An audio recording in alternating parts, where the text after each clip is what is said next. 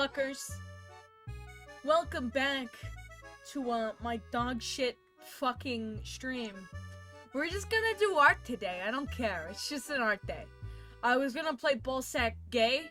Holy shit, this is really loud. I was gonna play Ballsack Gay 3 today. However, I didn't feel like it.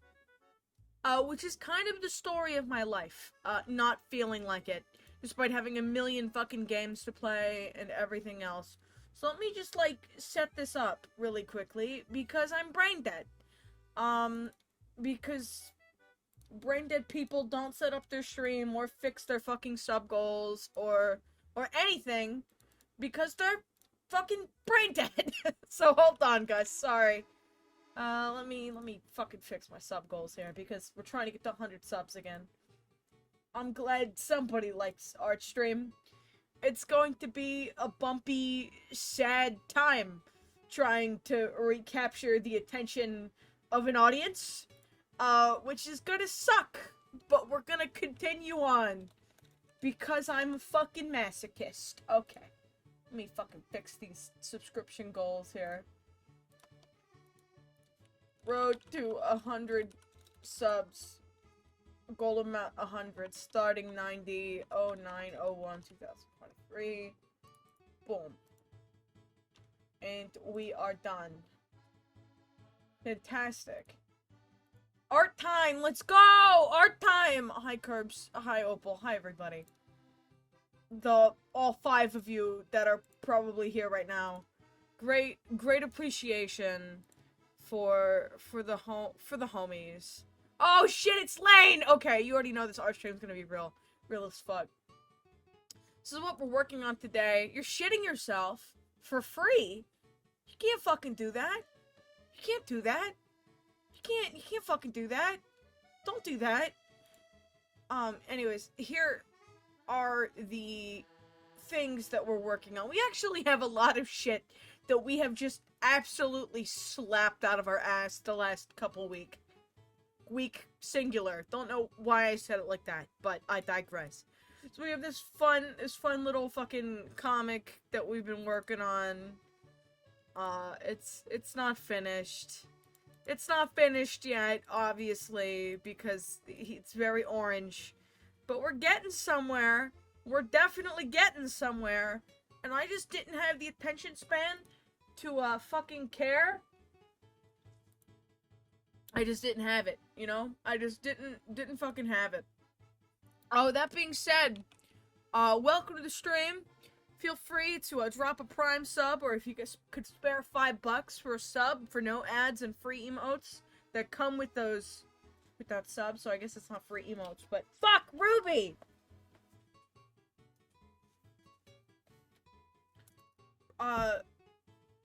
The top composition is extremely tasty. Thank you. Please sub to the channel so I could buy my child Purina. My child doesn't like me. Okay, there you go. Gonna jump? Okay, there you go. Everything is insane right now. The top composition is tasty. Oh yeah, I was really like hype about that. That was kind of hell. I'm not gonna lie to you. Yo! Let's go! 10 months. Thanks, Lane. I love 10 months, dude. 10 months go crazy, go stupid. Thanks, homie. Big thank. Huge thank. Wow. I'm gonna piss myself. Hold on. I'm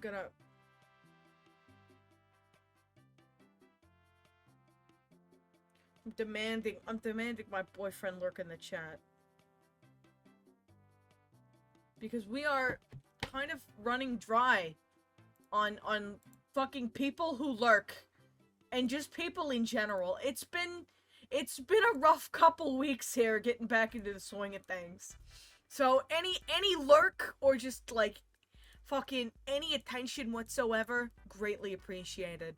We're finally experiencing the downswing. And, it is hitting us harder than a truck. Let me just tell you. Any truck. You also have to shade this guitar and fix the coloring on this. Because the fucking coloring is just so messy right now. It's so fucking messy. And the line art's fucking messy. And everything is low-key kind of messy. But that's fine. That's totally fine. You know, like, it happens. Let me get rid of that. And maybe also that. Pay no attention to how grotesquely green that is. I didn't choose that. Just gonna casually, airbrush color onto this woman's leg. Because clearly this is the correct thing to do. There we go. Bruh, the line art! Why did I fucking leave it last night like this? Holy fuck! It's actually choppy as shit. What the fuck, dude? Okay, yeah. Let's clean that up, please. Why didn't I clean that up? What the fuck's wrong with me? How are you guys, by the way? What's up? I have been, listening and watching Hair all fucking day. And that was awesome. But now I'm very sad that the Vietnam War existed. So, you know, trade-offs. Fucking trade-offs, bro. Been having a lot of, generational lament. Basically, like, I feel like nothing I'm doing has any fucking sort of pull or sway or tangibility. Because, it's all on the internet. And the internet really isn't gonna exist for very long. And, everyone's gonna forget about me. And, also... What's it called? Fuck. I don't know. I just feel like I could be doing so much more with my life. If I wasn't constantly being irradiated by, shit that was purposely put to dwindle my attention span. What's up, dude? Welcome. It makes me feel bad that my youth is constructed on dopamine hits.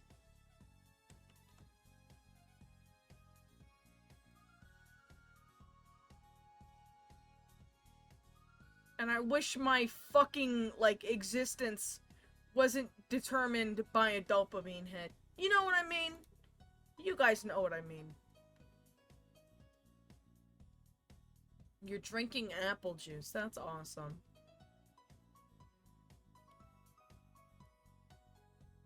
I get my dopamine from raisins? Dude, why don't you smoke some raisins? Oh, you know what I was also watching today? Because, I've kind of developed into, like, a fucking cartoon stoner, like God intended. I was fucking watching, not the new Clone High, but the original one.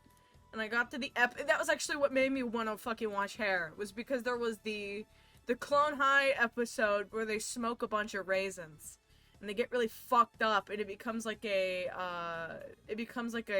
allegory for, 70s drug use. Thank you, Figzer, for the follow. But it was just like, just fucking funny. It was just so good. It was just fucking awesome. Drugs are bad though, they rot your mind, so don't do them. Unless you're me, then you do all of them. Right, there you go. Thanks for the follow, homie. Welcome to the stream. Don't do drugs, kids. Unless you are doing them to give them to me. Then do all of them. The rule of doing drugs should be avoid pills and powders. Only get it from your friends or dispensaries. And if you're gonna do crazy shit, make sure you're safe. But, and most importantly, fucking no pills and powders, kids. Stay away from the pills and the powders. Anything that can be injected into your penis, doesn't need to go into your body. And this is a huge one that I don't think a lot of people will agree with, but I fucking think SSRIs are the devil. And I know that they have been extremely helpful to people that have needed treatment for very bad bouts of mental health, but they have also actively worsened medical abuse from doctors and caretakers alike. For people that have no control or agency over their over what goes into their bodies and things like that. And I think a dependency on SSRI isn't a lifelong fix for the irreparable damage that goes on in somebody's brain. Because as someone who's been on countless fucking SSRIs, they rot and melt your fucking brain after a really long time. So be careful, guys! Even prescription drugs are fucked. Hi, Ellis, what's up? I'm not saying, you know, like, all SSRIs are, like, out there to, like, eat your fucking ass, and fuck you up, because that's objectively not the intention. I'm not gonna sit there and, like, feed paranoid thoughts of other people and stuff and be like, yeah, that doctor was trying to kill you, you fucking neurotic piece of shit. Like, that's not what I mean whatsoever, but what I'm trying to explain is that, like, sometimes the easy fix can't be the forever fix.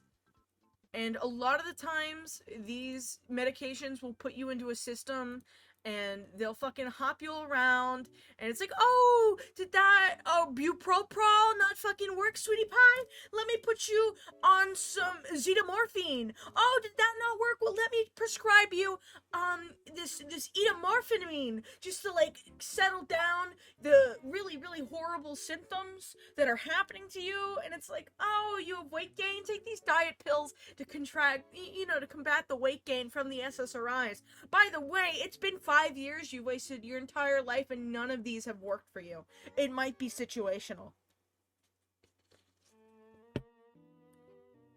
Let's see here. So sorry, I was ranting. Call me Lolo. Well, hello, Lolo. Welcome to the stream.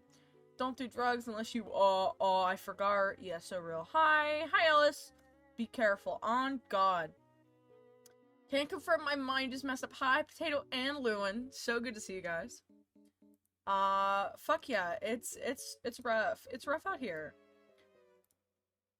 Shit's rough as fuck. No farts allowed. Yeah, no farts. No farting in the chat.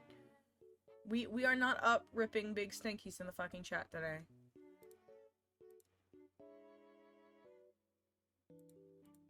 Don't do it. Don't do it. Banned. Banned. Unmodded and banned. Not like he mods my chat anyways. First psych med I was on gave me terrible nightmares and sleep paralysis that made my mental health worse. Aw, thanks for the lurk. Always appreciate the lurk. She's not lurking right now. Shout out to the lurkers. Shout out to the souls who say nothing, but are here. I love you. You are everything.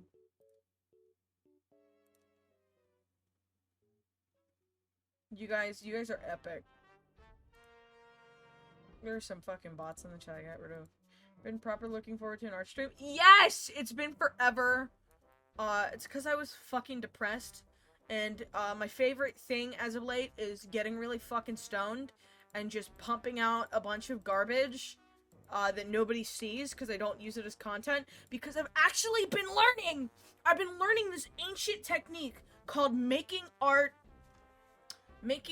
because it makes me happy, not because I'm gonna pull bitches from it, you know? Like, that is innately the goal here. We've done a lot of shit as of late that's not completely finished. Also, Lane, you are completely right. I feel like the white is just too stark in contrast, and I either need to, like, bring the white around the rest of the feathers, or I make the outline around him more heavy. I feel like gray's gonna muddle it. I was also contemplating adding more yellow. Because this one looks... Hold on, let me find it. Where are you? Where are you? Where are you? And I'm so sorry. Where the fuck is it? This is awkward. Oh, there it is. There's this one that I like a lot more. What's your funky beat?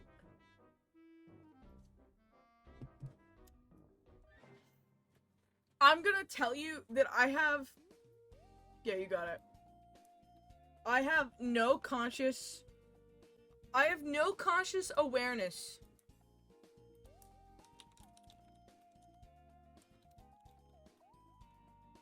I have no conscious awareness of doing this. Sometimes I just smoke a little ganja and some shit falls out of my ass. And this is what happened with these. I feel like I popped off and have no idea how to channel it again. I have no idea whatsoever. I also have the spooky guy. It's just like sitting there. I was gonna put in the back, but sometimes you just put things in your body and the outcome is awesome. Ram! I love you, Rimothy. Welcome to stream, that Pookie piece Bear. looks so scrumptious. I wish I can crawl and live inside it. You can. You could just spread his cheeks. Just spread his cheeks and you can crawl inside, bro. Hi, Rimothy. Hi, everybody. See, I miss streaming art. I miss streaming art. Art is fun. Doing art is fun, guys. Bro got the fatty. Don't fucking say he got the fatty. What do you mean? He's flat. It's flat, bro. Imagine him standing straight up, flat as fuck. The flattest. I want to play this game.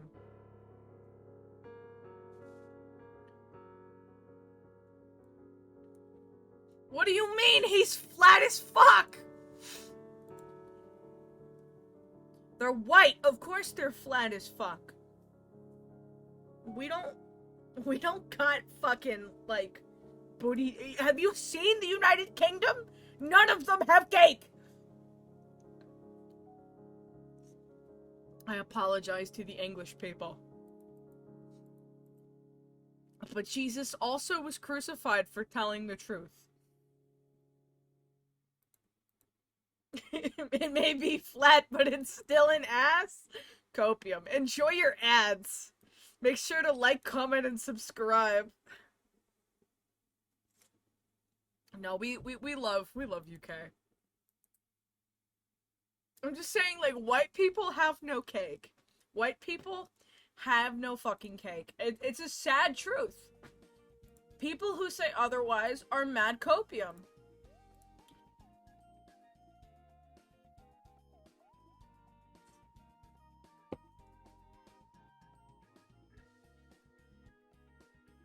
I have to color in this. There's just so much shit I gotta do. Wait, what else is coming on here? The Southerners are gonna get me? Oh no. Oh no, not the Southern UK people. What are they gonna do?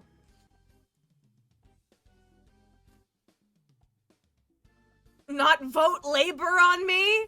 Whoa!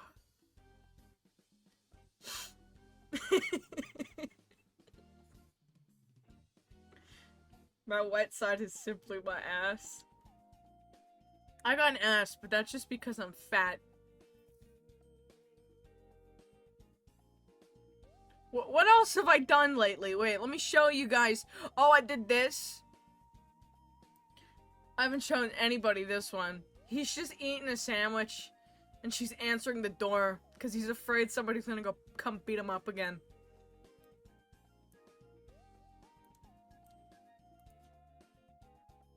He's just trying to eat a sandwich, and he lives in perpetual fear. And that's the aimer. Bro's munching, dude. Bro's munching on the goods. Bro is a loser! Yeah, bro is a loser! He's such a fucking loser! Here's a doodle of his parents.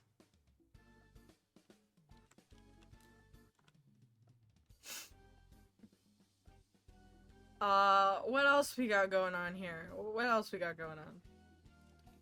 Ow!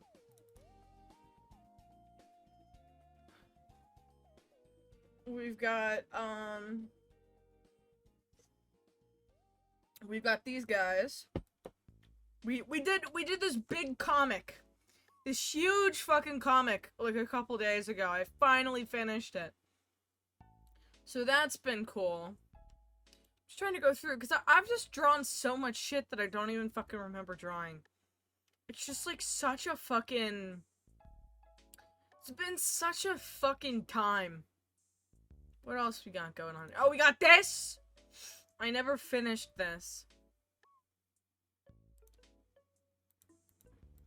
I don't know if I told you hoes this, but, I had, like, a stunning realization talking to a couple of my Hispanic friends, and we came to this realization that I was too white to realize the ethnicity of my own characters.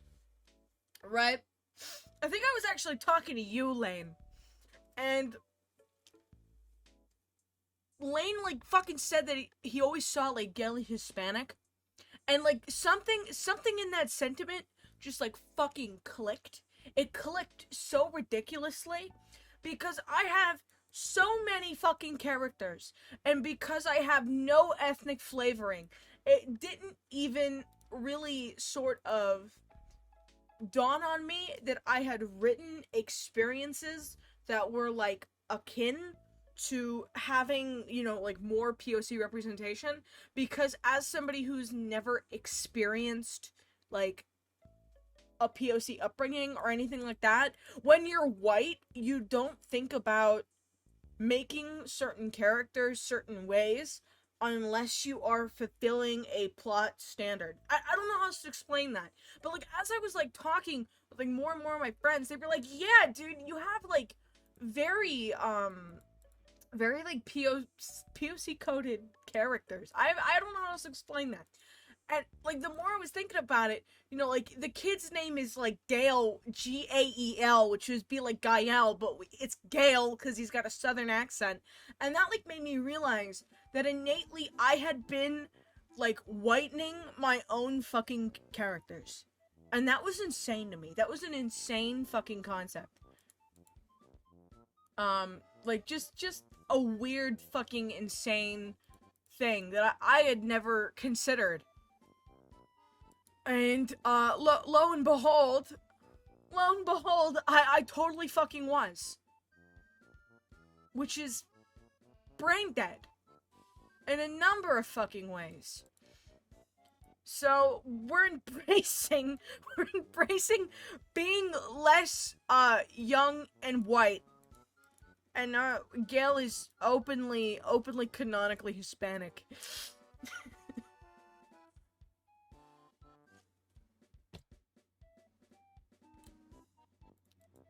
I'm pretty sure Dane's got a little bit going on there too. 'Cause he's got a tanner complexion. I don't fucking know.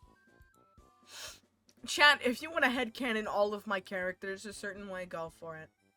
You want to look at me? You want to look at me and like look at this man and go this is a man. This is a POC man. I'll believe it. He's POC. Go for it. I don't care anymore.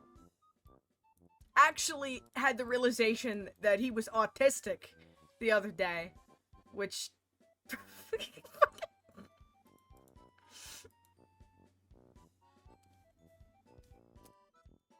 literally the Big Bang, dude. It's like, it should have been there the whole time. It should have been there the whole fucking time. Yeah, congrats. He's autistic. It's awesome.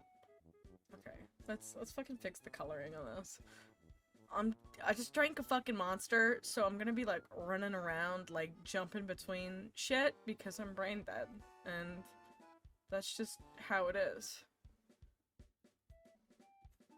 Me when I work on 20 fucking pieces at once.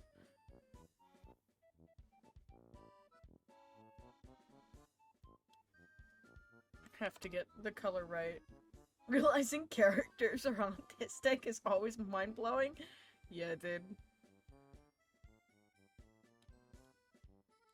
He's just fucking, it just makes sense. It just makes fucking sense.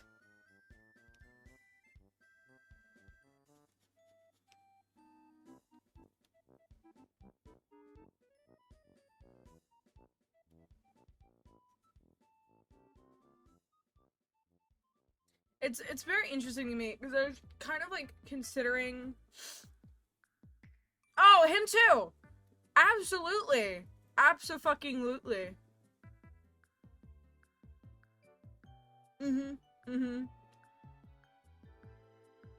Oh, abso-fucking-lutely. What I said, he's autistic in like the no sense of social awareness sort of way, and he's more autistic in the maladaptive fucking way. Obsessive autistic versus maladaptive autistic.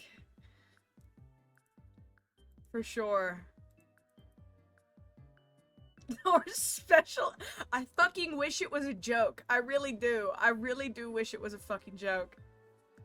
It's not. It's not. The prank is over. He's just like that, dude. He just fucking...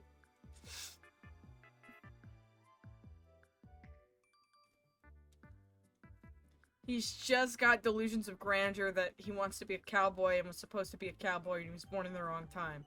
Like, that is just... That's just his bag, bro.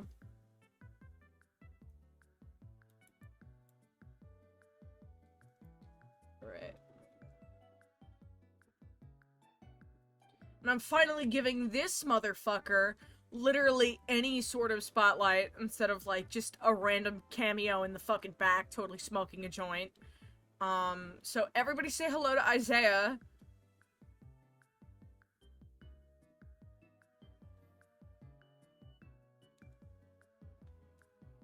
World's coolest man. He looks like he does weed. Yeah. You don't do weed, but I admire the, I admire the sentiment. Blink twice if you need help, bro. No, bro, he doesn't need help. He doesn't need help, bro. He's fine. He's totally fucking fine.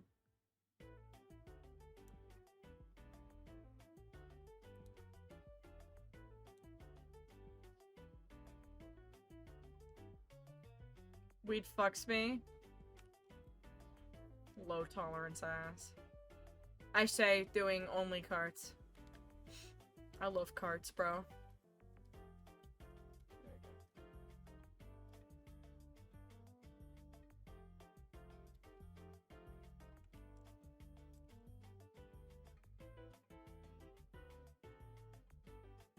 Alrighty, there we go.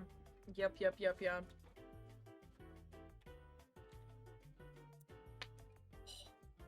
Dude, you're never gonna guess.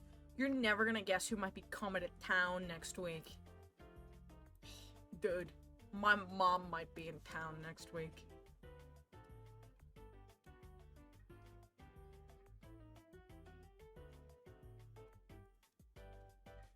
Not to see me.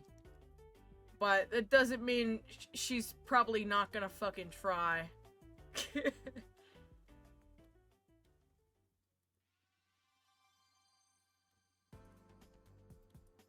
I really don't want to see her, like, ever again. So...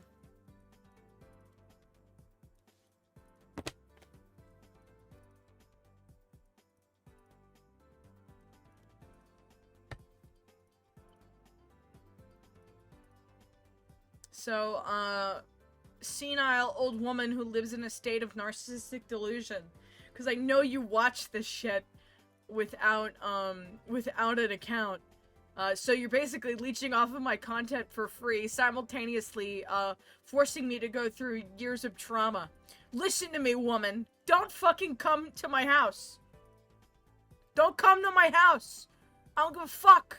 If you come to my house, I'm calling the police. Fucking leave me alone. Thank you.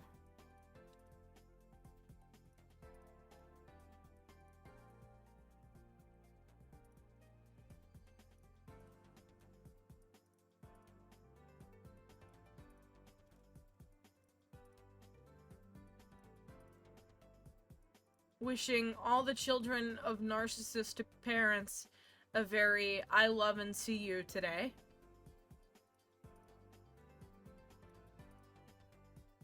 Wishing you guys a very you are enough.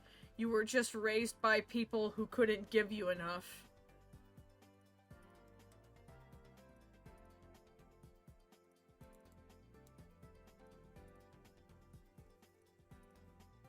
And I hope they all get hit by trains.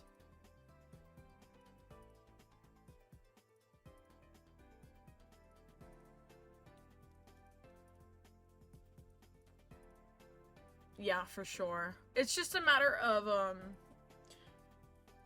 hoping that she doesn't show up to my house.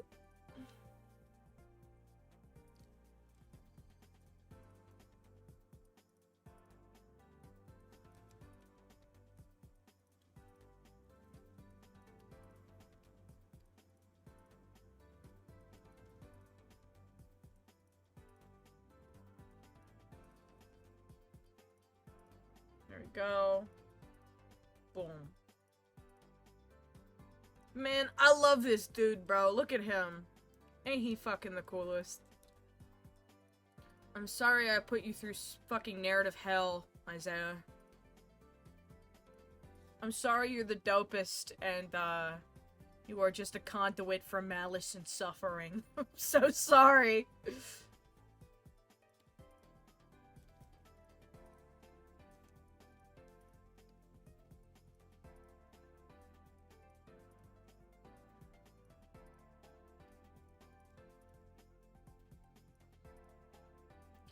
It's been, like, almost 10 years since a lot of these characters were created, and it's been so interesting to sort of mature them along with your own mental maturity and, like, the things that you have been through, because I know for a lot of what my stuff used to be, it has very much so, the context and the sort of necessity of a lot of the story has changed as I have, you know, overall matured.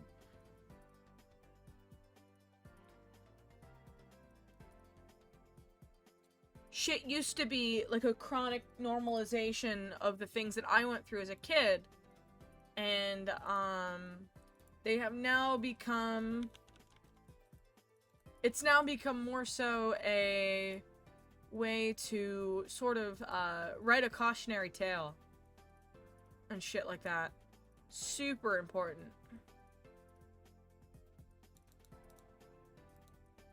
Oh shit, chat. You know what I'm watching for the first time fucking ever? And it's been like super fucking awesome because I'm not a brain dead little kid. I'm finally watching Adventure Time for like the first time ever. I had never seen it as a kid.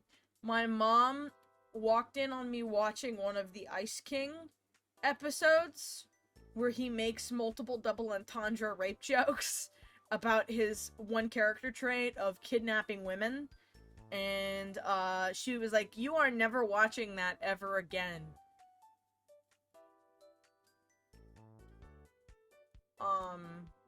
So thanks. And I got all of Cartoon Network taken away. So a lot of it I didn't get to grow up on because of Adventure Time. Thanks, Adventure Time. But now that I'm finally watching it as an adult, I understand its sort of impact now.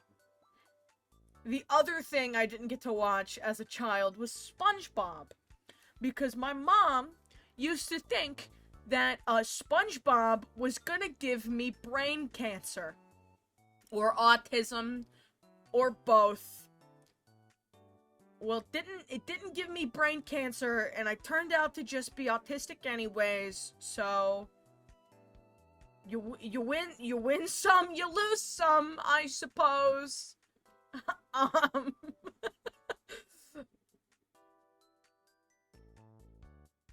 but you know those fucking kids that, like, make SpongeBob, like, their entire personality? Those kids would always clock me. Because, like, I would never fucking, I would just never fucking, like, understand any of the references. And they would look at me like I was the uncanny valley, like, untouchable. Because I didn't know the mayonnaise was an instrument reference, dude. Like, is this the Krusty Krab? Like, I learned all of this through fucking internet humor, dude, okay? And can I just fucking say that I am so glad we as a species have moved on from monthly fucking SpongeBob memes? Can I fucking say that with, like, the most authenticity in my chest?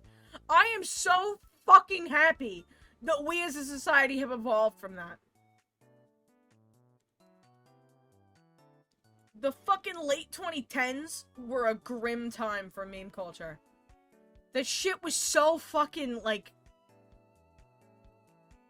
cringe looking back.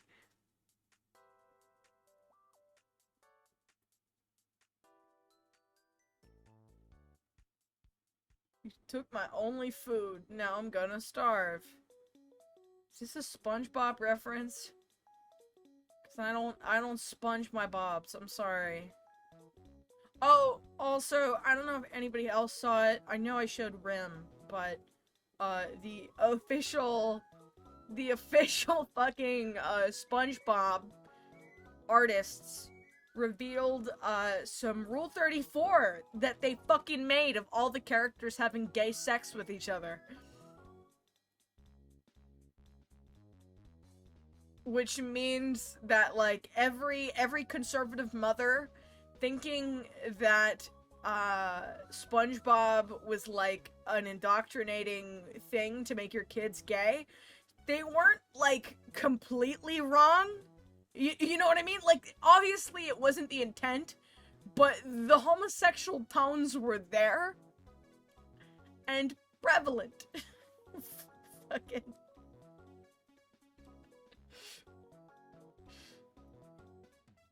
because they, like, would draw, like, scat porn and shit of the SpongeBob characters. I opened my Twitter fucking feed at, like, 9 in the morning to be, like, irradiated as I sat in the toilet of, like, Mr. Krabs taking a huge dump on fucking Plankton, and I was just in a state of fucking shock. Well, me too. SpongeBob can join the fucking club, Lane, okay?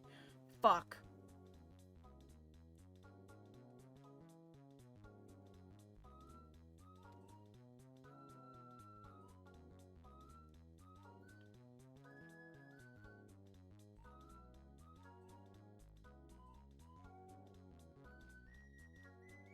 He's kinda cute.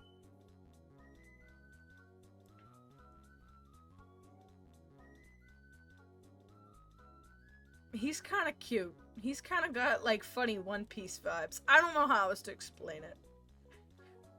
No, for real. But then again, a bunch of fucking pedophiles, exist in the animation industry. A lot of pedophiles, a lot of pedos, a lot of fucking weird fetish people. Weird people are into cartoons. A lot of the shows that we all liked as kids and grew up with were kind of built on the backs of who was sleeping with who in the animation industry. For example, if Rebecca Sugar wasn't sleeping with Ian Cordy Jones, we wouldn't have OKKO. And if who the fuck made Star vs. If the lady who made Star vs. The Forces of Evil wasn't sleeping with Alex Hirsch, we wouldn't have that show. The fucking reason Clarence got taken off the air that nobody talks about was because the creator was a massive fucking pedophile.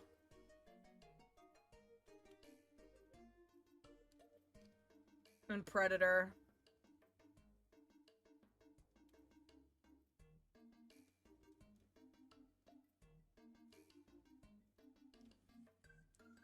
The animation industry is not who you knew. It was who you do.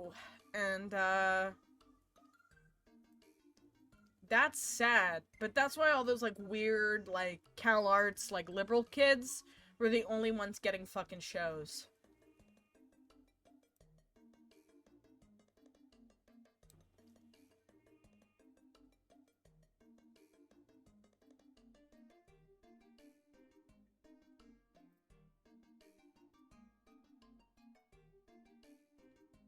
Oh, shit.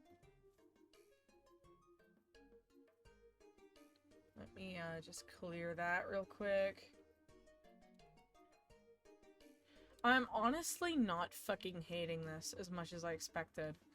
I am not hating this as much as I fucking expected. I'm actually very happy, despite the fact that the anatomy feels very rough and the line art isn't very confident right now. I still think I fucking ate that perspective.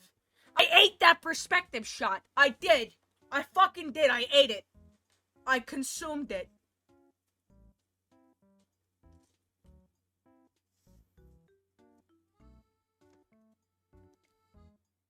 I devoured. Consumed. Some would say bored.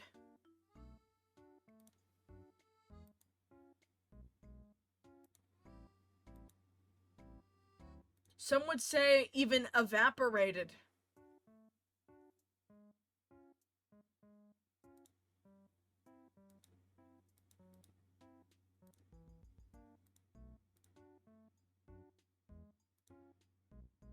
I'm going insane.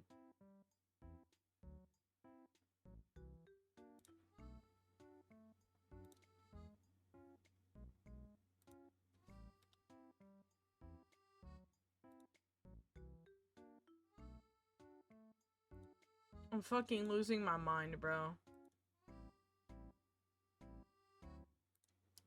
How was everybody else's days? What did you guys do?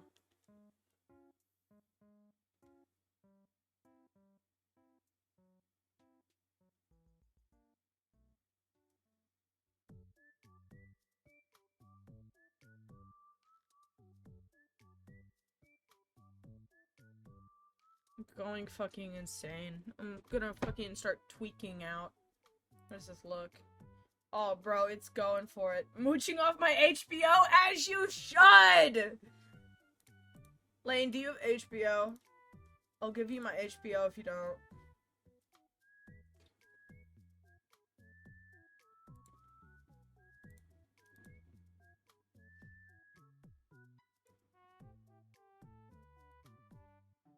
I'll give you my HBO in a little bit. After the stream, I'll send you my HBO, dude. Real as fuck. There's not much on it, but you could have the entire Cartoon Network gallery. And I think what the fuck else is on HBO? I can't fucking remember. Harry Potter, I think, is on HBO. And, fuck, I don't know, some DC shit. Even rewatching Boondocks. Is Boondocks on HBO? I didn't know if Boondocks was on HBO. Yeah, no, please enjoy my HBO. This stream was sponsored by HBO. I've never seen the Boondocks. I was never up late enough, ever, as a child, to watch it. And then Ice King made a rape joke, so I wasn't ever allowed access to the channel ever again. I wanted to see Boondocks and fucking Aqua Teen Hunger Force was another one I never got to experience in my youth. In my youth with my aching back and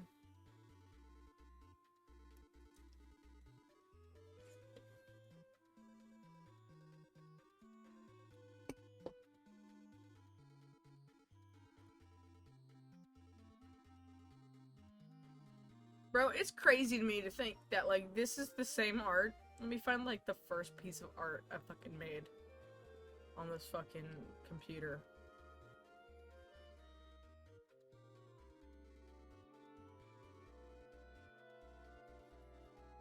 Where is the first piece of art? Ah.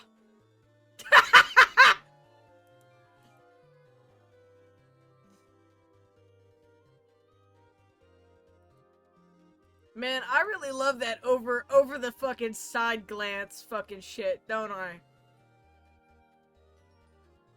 So we've gone from this to like this. I feel like this is a ready improvement.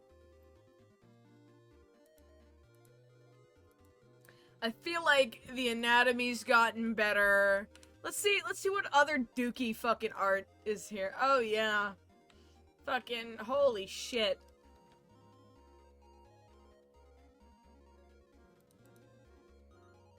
Yup.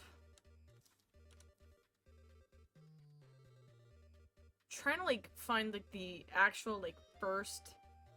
Oh my god, here we go. Fucking here we fucking go, dude. This shit's so old, it's glitching my application. There you fucking have it.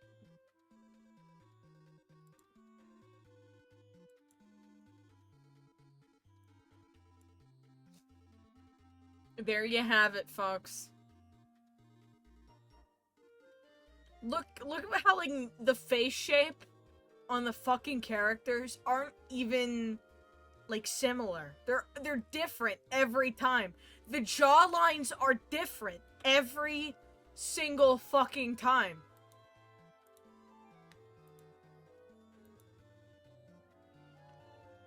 That's fucking hysterical. I have to fix that. He looks wrong there.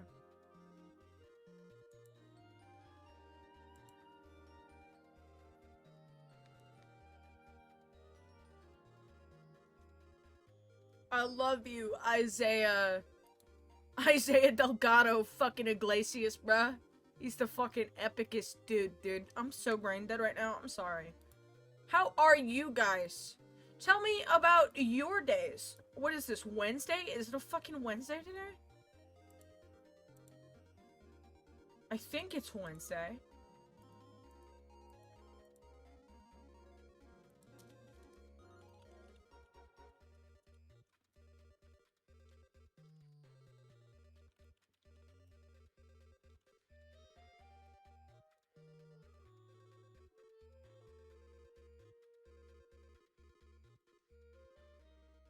What fucking year is it? It is? Let's go. You finished your ref sheets. That's fucking epic. Okay. I was so convinced that I had made ref sheets recently, and then I realized my ref sheets were 3 years old, and time is not real. Like, I honestly cannot fathom that.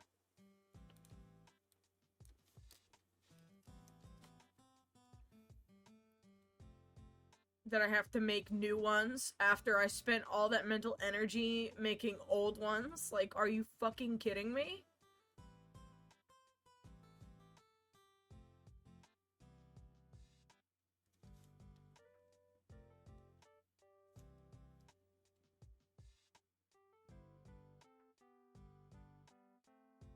Okay.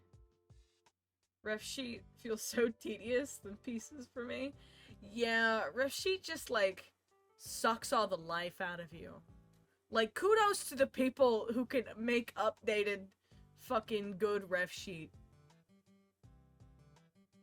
But also, you are insane, clinically.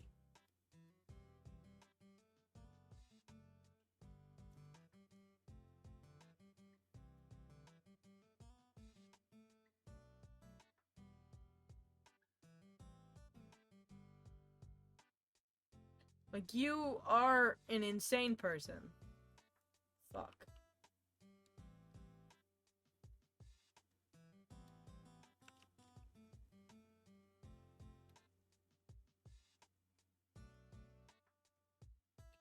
I know this doesn't look like toes, but you're gonna have to hold on. I am slowly picking up Where it leaves off here. Okay. Awesome. Just kind of gotta whoop.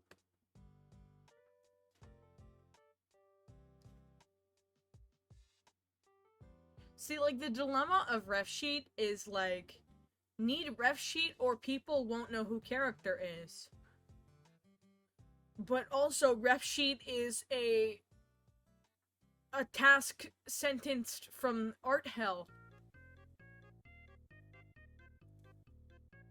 Like, what do you mean I can't just fucking download all of the information of every creation I've ever made into somebody's fucking head for their consumption?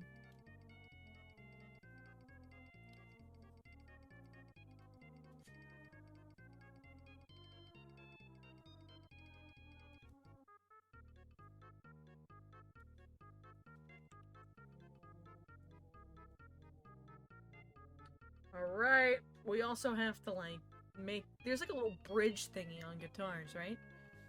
Don't say that. Don't... I know everyone's gonna be like, what the fuck do you mean? Have you never seen a guitar before? And the answer is totally no. No, for real. The dedication you fucking have, bro, is mentally ill.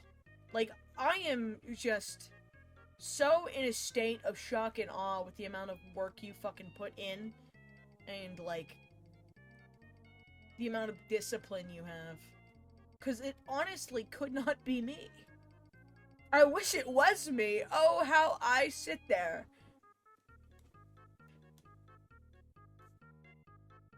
and fester.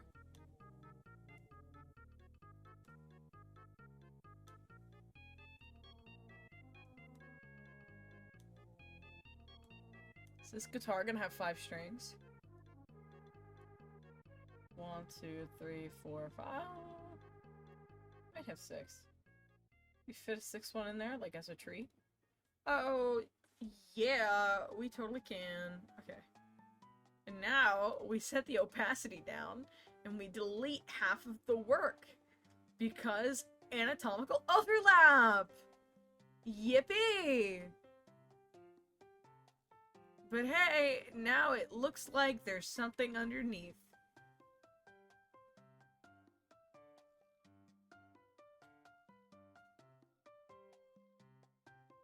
Ain't that cool? Okay.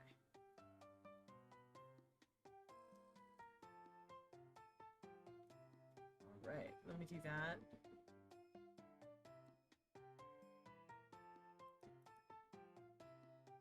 Perfect. Oh, that goes there too. Okay.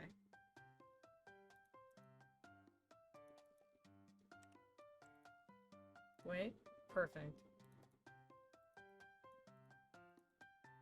Perfect. No, for real. People who just, like, have that energy and that,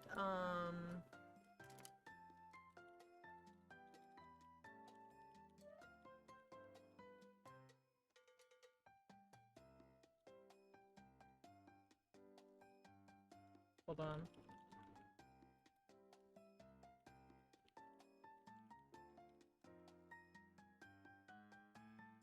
Alright, there you go. Here we are. Fucking, this looks super good. I'm, like, actually very happy with this. I was really fucking nervous for this, like, Top Shot. Because I was, like, going through my other shit. And it was all so fucking, like, I realized just, like, how... I was kind of, like, considering to myself, like, what I needed to do to start kind of, like, diversifying my art in a way. And I was always allowing myself to become really ardently challenged by the references that I was picking. So if a reference image didn't pan out, I would just move to a different reference image that was easier or something like that. And I feel like that in itself kind of stunted my growth by not continuing to live up to the challenge because I was avoiding frustration with my art. But I feel like in order to make better art, in order to, like, make better art, you have to be a little bit fucking frustrated with yourself. Like, you just have to be, like, a little out of your element to kind of, like, adapt in the way that you kind of want to. And I just think that, like, every fucking artist should go through that. If you really want to, like, make your art look and feel better and more authentic to you, you really do have to, like, become as uncomfortable as possible. And also, you have to make ugly art. You have to make weird experimental dog shit that you have no idea if it will turn out or not. Or because you just will. Bro. There's like fucking 3 people here right now, but I'm gonna rant about this anyways. I'm gonna rant about this anyways.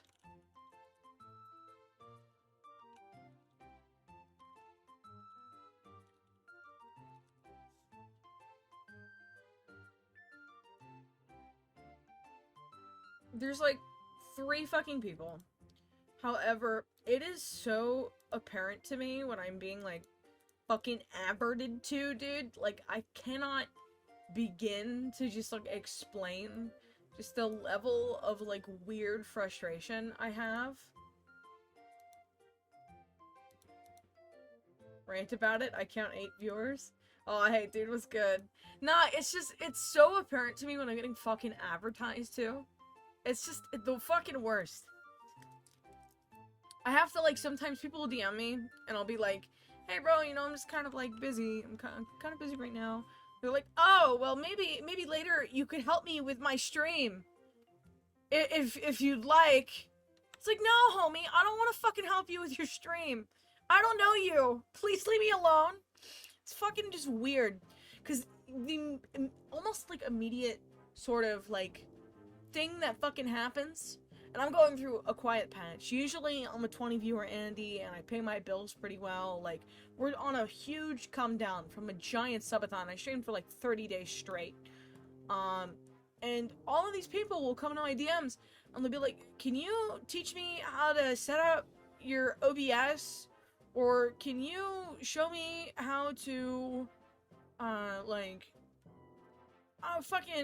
can you show me how to put a media browser in? And it's like, bro, no. Fucking no. Just Google it. And I get that, like, maybe it's, no, 100%.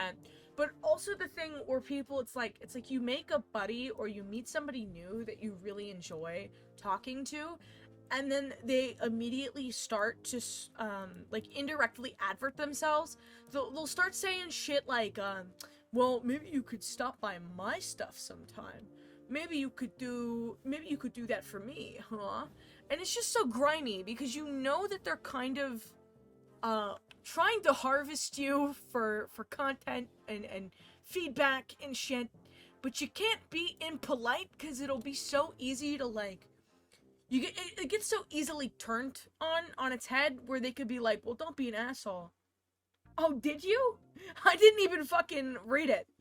I fucking didn't read if you said that, but I just meant in general, because I had gotten one earlier that was, like, fucking annoying. Hi, Bomber, welcome to the chat.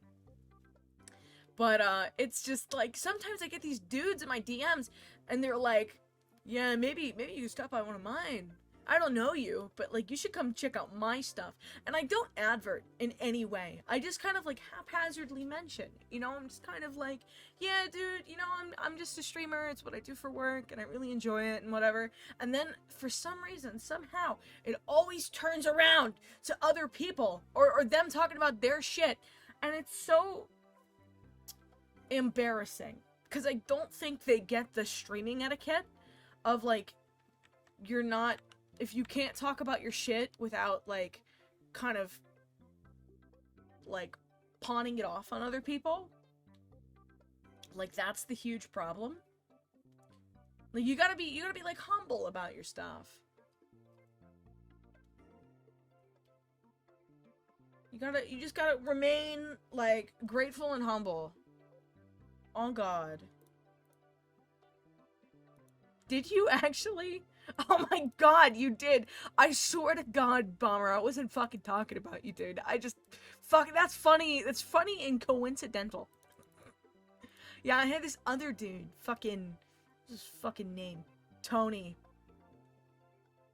Fucking Tony was doing it to me. Fuck you, Tony. But yeah, that is a big no-no. Don't do that to people. Don't fucking do that shit. That shit's garbage.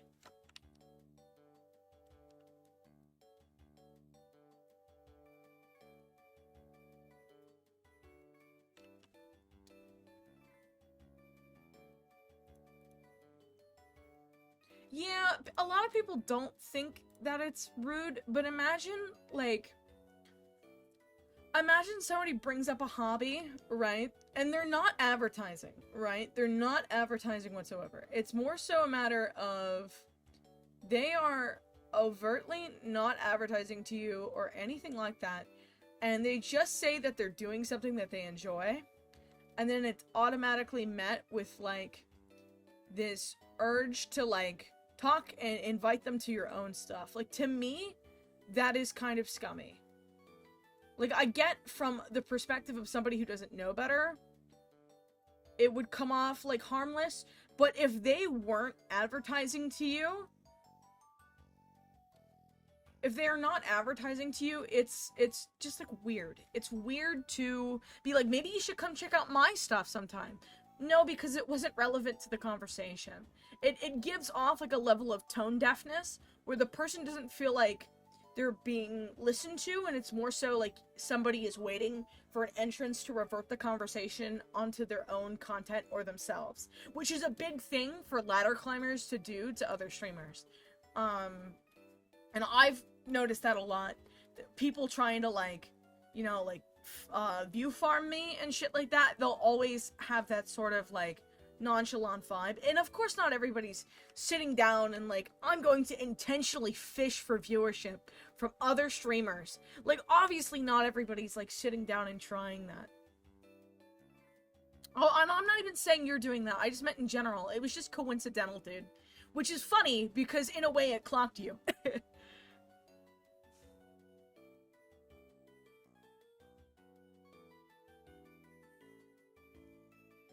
I'm not even talking about you specifically, because that's another thing that people do, is that they think being critiqued on etiquette is like a personal thing. I don't know you at all, and I don't know or care about the intention. I just get adverted on so hard in my DMs all the time that there's just such a repetitive pattern, and it makes me sad because I feel like a lot of the internet has kind of degraded the means of intention, like interacting without alternative intent, and not just like not just like trying to get things from other people. Like, I feel like a lot of interactions I have with people my own age and shit have become very transactional in nature. It's like everybody is waiting for their own immediate sense of validation. Everybody wants self-validation with like no contention of actually earning it. It's just sort of like it's an immediate expectation of interacting with somebody else. And that itself breeds like a weird sense of like self-entitlement. It's just strange. It's really strange. I don't get it at all. Maybe I'm weird for that.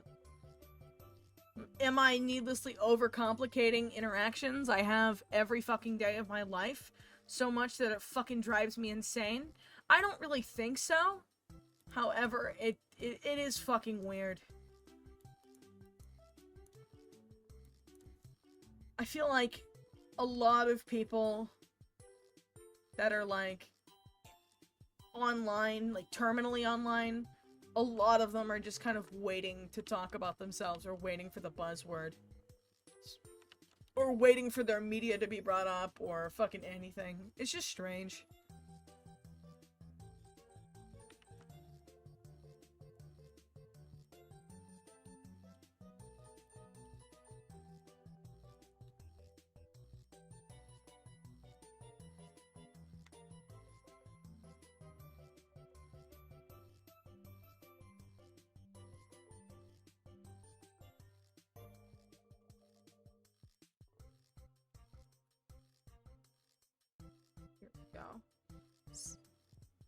actually turning out really well.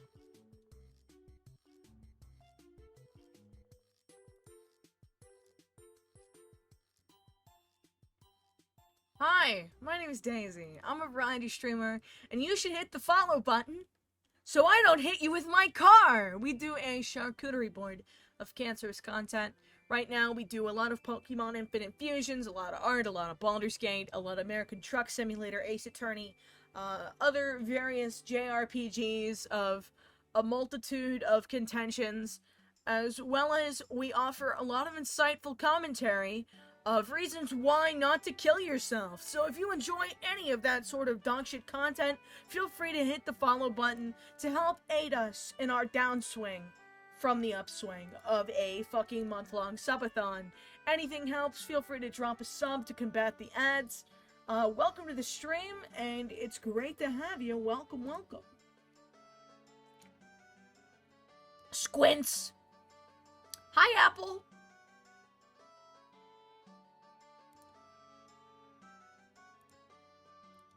Apple, my beloved.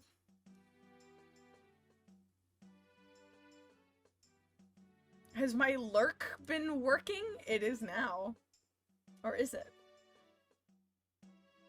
No, you're not on the list. I hate Twitch, dude. Fucking people will... I think they have, like, new lurk stuff that will, like, not count you as a lurk. No clue. No, thank you for the thought.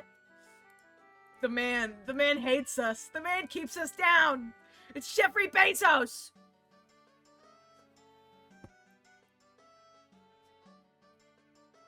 Jeffrey Bezos keeps us down, bro. For real. It's to kind of, like, stop you from getting partner and shit like that too easily. And to stop view-botting.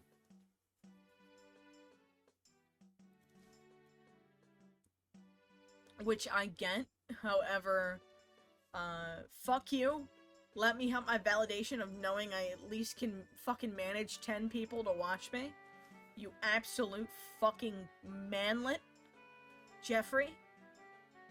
Clover watching? Let's go.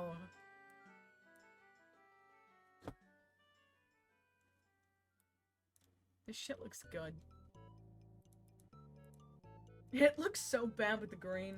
Getting to the point where I'm itching to shave my head again. I don't know, Britney Spears.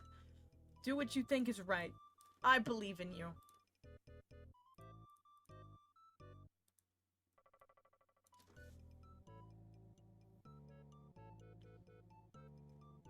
You should totally shave your head if you want to. I stand by that sentiment. I think all AFABs are entitled to a breakdown once in a while where they shave their heads. Little Caillou core, if you will.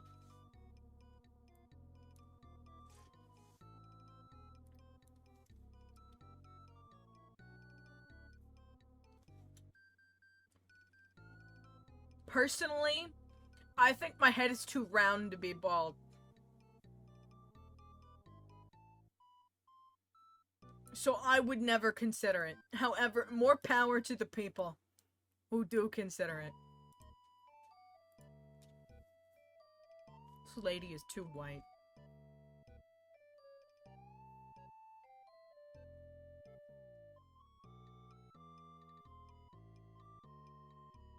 I rely on my hair to look cute.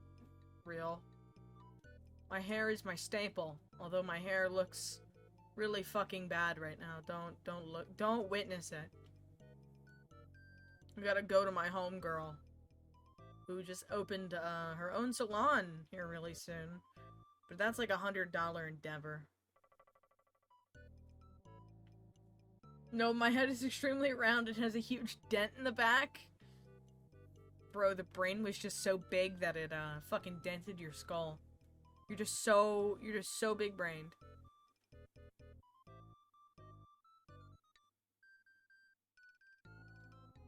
You're just such a giga Chad, Lane.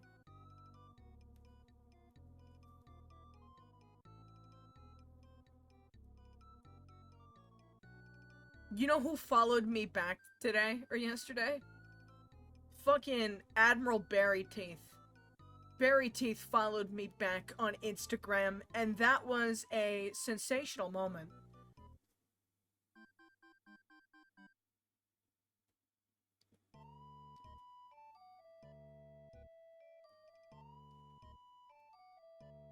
Actual legend. Love Berry Teeth.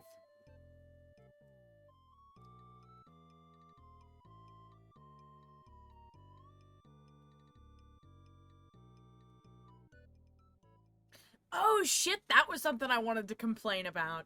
So I have been noticing, like, an increased number of mentally ill art mutuals on Instagram, right? And I'll look at their fucking stories, and I don't know if it's apparent to anybody else, but Instagram algorithm has become so detrimental to older accounts that have, like, existed on the app for so long that it doesn't show any of us fucking work to our, like, to at least 9/10 of our following base doesn't get fucking anything. Like, I have almost 3K on Instagram, and I'm lucky to get 100 fucking likes on a fucking image. Whereas a couple years ago, I was, like, cracking, 200, 300 a pop, easy cheesy lemon squeezy.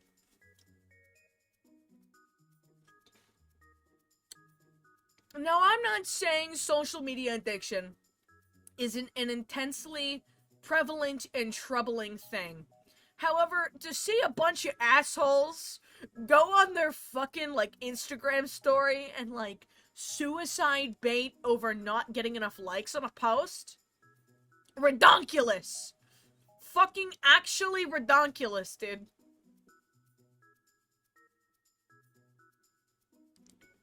Like, please get some fucking self-control. Please get some self-control. And stop, like, blaming the people that actively consume your art, that they're not consuming it harder and fast enough. Like, that is the most, like, beta male, sigma, fucking loser shit you can do. Also, hi Clover. Hi Clover watching the stream.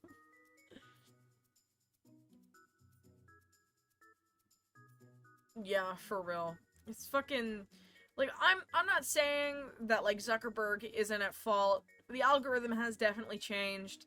However, if you've gotten to a point where you're so reliant on social media, if it is not actively paying your bills, you don't get to freak out over your statistics. That is the rule. That's the new Daisy decree. I decree that if you flip your shit over statistics, that don't pay your bills, you're a fucking loser, and, you need to go fucking eat a sandwich or something. Hi, Ellis.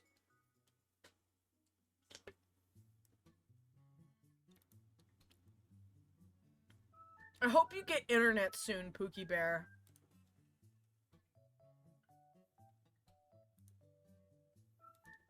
You deserve internet.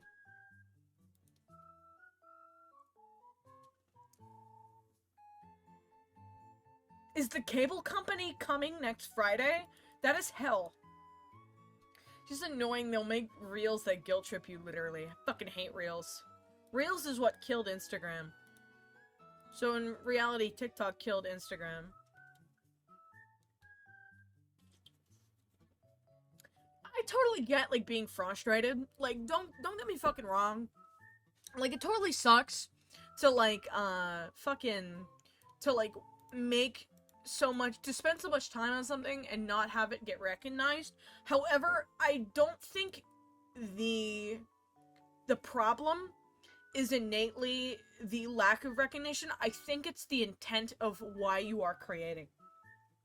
I understand it too, but I feel like those people need to get in better touch with making shit because they enjoy making it, instead of, like, making shit to feed an algorithm because they're dependent on dopamine. Like, to make other people the thing, like, your commenting and liking is spearheading my own, dopamine. If I don't get enough validation, I will kill myself. Like, to me, That is fucking insane to put that level of entitlement and dependency onto other people. And I mean that with my own streaming. Like, as we take a downswing here, I will get up off my ass anytime and go get another fucking job if I need to.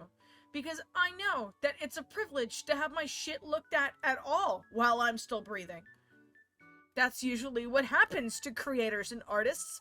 They die, and that's when they get actual recognition for their work. Like before the internet? Forget that shit, dude.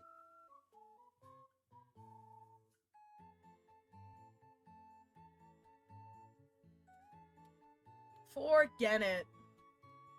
Watching me breathe right now? Really? Really? Really?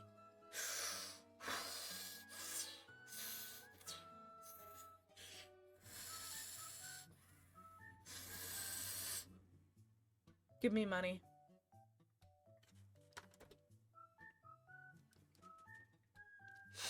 Yeah, I'm not talking about the people that are like, man, my traction's bullshit. I want to die. Cause like, that is me. But to go in your fucking thing and go, guys, I'm not pulling enough bitches and likes as I used to. I wish people would spend more time, making an effort to look at other people's art. Damn! Like, to me, you're indirectly directing your audience without having to be confrontational because you don't want them to see that you're an angry asshole because they didn't like your photos. Do I have to get the stick out sometime and be like, listen, bozos, if you don't pull up the stream, I'm killing your whole family. Or, listen, bozos, if you don't like the Instagram recent, I'm literally gonna skin you. I'm literally gonna skin you. Like, I get it. Sometimes you have to remind them that you exist. Maybe you're not so pleasant about it. Whatever. But to go as far as, like, manipulate interaction to make guilt? To create guilt? Because an algorithm isn't pushing out your stuff? It's not like people... It's giving, like, how dare they forget me? And then meanwhile, they all have crippling ADHDs because an algorithm is shooting out fucking a million new fucking pieces of content a day, and it's consistently changing. Like, it's not people forgetting, it's people being distracted by a million other fucking things, including life. And that's the part of content creation that you need to have ego death for. Because it's just not... It's nobody's fault that some really talented people are falling through the cracks. However, if you really want that shit, you're gonna have... If you really want that, like, notoriety and shit, if you want to make this the full-time gig, and you want to make it a thing, you have to, unfortunately, flex around the algorithm. And it sucks. It sucks that you have to ride the Zuckerberg, Bezos, fucking TikTok, fucking cock. It does. It really blows. But how the fuck else are you gonna fucking... Like, sitting around and baiting other people and complaining isn't going to make things better. It makes them tea for terrible. That's the letter of the day, ladies and germs. T for Taco Bell. Sponsored by Taco Bell. Please give Matthew his paycheck. I would like to pay the rent. Thank you. Hi, Matt. Are you going to Baco Chill? Yeah. Have a good shift, Bubba. Why do you fucking grip my head like a meatball and then just rip it up? Bye. Have a good shift. Get home safe. Yippee!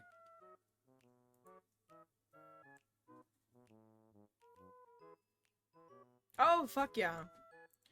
A lot of the reasons why people stagnate isn't because they aren't talented enough. It's, because they refuse to change. Because they think they're entitled to things automatically. because how do I explain? When when integrated into society that give you immediate dopamine, you think everything easier than actually is.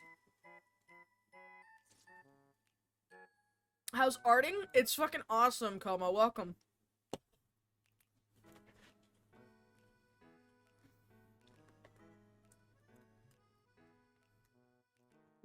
When given immediate dopamine with the touch of button,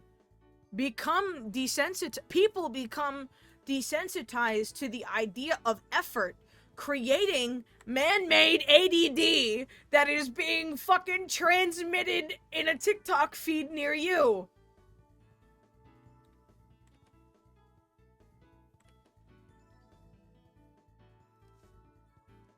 What else is annoying? Tell me things that are annoying, and I will go, yes, and then rant like Alex Jones for fucking 20 minutes. They're putting shit in the water. It's turning the freaking frogs gay.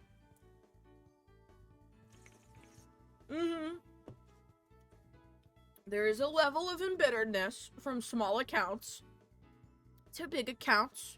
There's a level of weird entitlement. Now, I can understand the working man's plight, okay? I can understand looking at somebody and feeling envious. And let's not pretend that, like, jealousy isn't a normal, healthy thing. It is. It really is. However, it's a problem when we start diluting the authenticity of jealousy to make yourself feel better. Because, you want to live in a reality where you have to do no work, but still reap the benefits of work.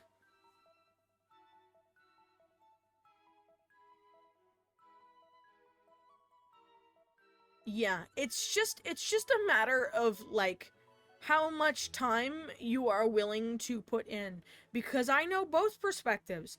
I know the frustrations of being a small account, and my good friend Lane is in the chat. Very wonderful, sizable artist on multiple platforms. Very talented.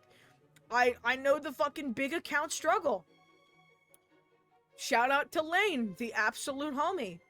But it's mostly it's the lack of humanity that people give these bigger artists to justify weird treatment that is also pretty boo-boo AIDS. And again, it all comes back to my favorite thing in the entire world, guys. It's called ego death. Ego death is the coolest. Once you put aside your disgusting fucking ego and you learn to love things and accept things no matter what the output because it makes you happy, your life and your mental health becomes exponentially better. But they don't want to tell you that, because that means that would mean you'd have to put in work. And putting in work sucks. Fucking plain and simple.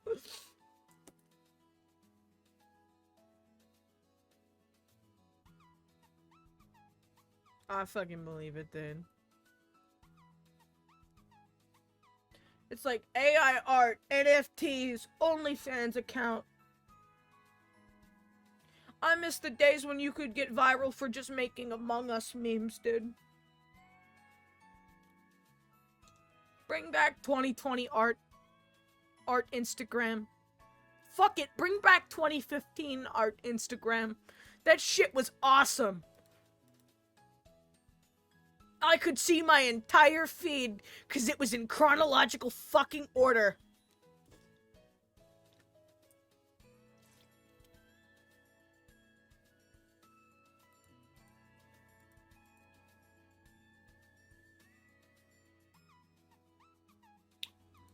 You did eat 2019 art. Even when I was thinking, like, I remember back when I was doing, like, fucking art back then, and my art was really bad in comparison. Like, my art was really bad, chat. Like, really fucking bad. In comparison, I used to go onto, like, really popular art tags, and I would mass comment. I made fucking text replacements, and I mass spammed down accounts. And then some of them would follow me back. And then I'd do it again. And then I'd do it again. And I'd spend hours a day just complimenting, being positive on other people's shit. And it worked. They followed me back. That's how I met my buddy Quinn. Tiny Bizot. Fucking... fuck. I met you, Lane. Because, fucking I ran into Curdle Poppy on Omegle, of all fucking places. And we became buddies, and that opened me up to a bunch of doors. At the end of the day, you will get exponentially more support and kindness if you put in support and kindness of other people. The key is to never be entitled. So always put in some fucking form of positivity to other people's shit. Constantly put yourselves out there. Constantly help other people.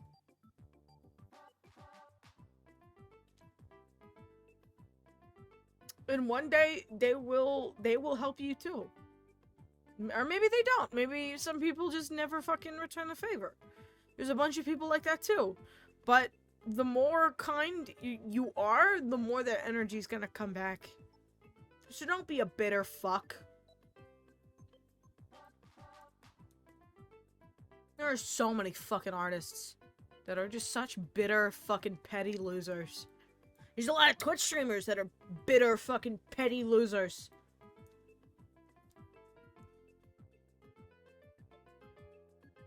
A lot of content creators are raging narcissists.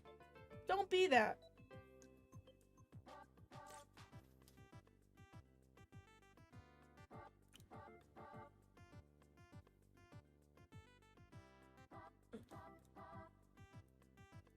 Also, there's a lot of content creators that are, super mega, chronically online.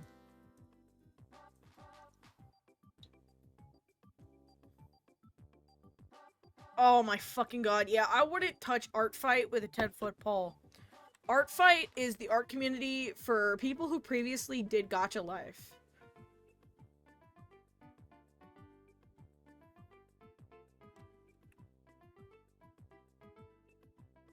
Never. Fucking never, dude. Listen, if I wanted a portrait of my character standing forward with their arms at their side like a big mouth character, and the perspective is somehow super fucked up, I would quite literally walk into a middle school fucking art room. I stay away from Art Fight with a fucking 20-foot pole, because that is another beautiful fucking thing that I like to call what is wrong with the art community. Because it's really, it's full of opportunistic people looking for opportunistic, they collect fan art of their OCs. And I don't, like, take commissions, like, fucking ever. The reason why I don't open up art trades and commissions and shit, unless, you know, like, with personal friends, is because my art means more to me than that. Not to say that people that take commissions are, like, their art doesn't mean, you know, their art is important, obviously.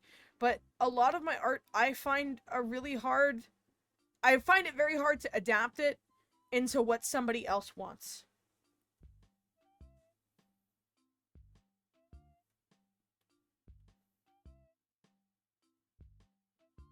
Yeah, because they're all fucking brain dead kids. You're all brained kids who want the dopamine hit of a cool artist drawing their shit.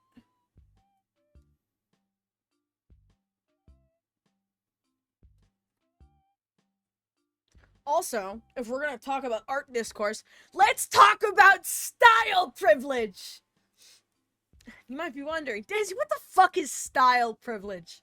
Well, there is a certain, I wouldn't really consider it a privilege. There is a certain level that people perceive you as when your art is conventionally really fucking good. Right? So if your art is considered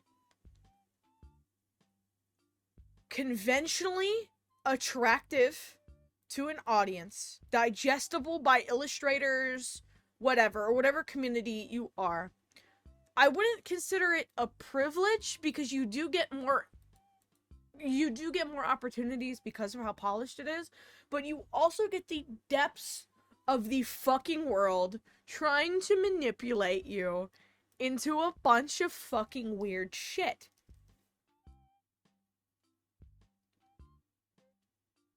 Into commissions you don't really want to take, into fucking weird art trades. Kids will fucking come into your DMs and be like, can you draw my OC Tiberius Ravenclaw?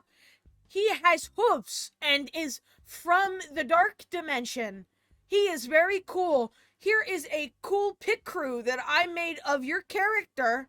Look how cool it is. Please respond to me. Please respond to me. I know you're a fully functioning adult with work and obligation, but please respond to me. Please, please, please, I'm gonna kill myself, please.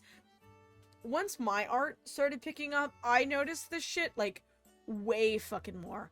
Way more. People look at your shit with, like such a different energy when you finally are, like, drawing conventionally really cool shit, right?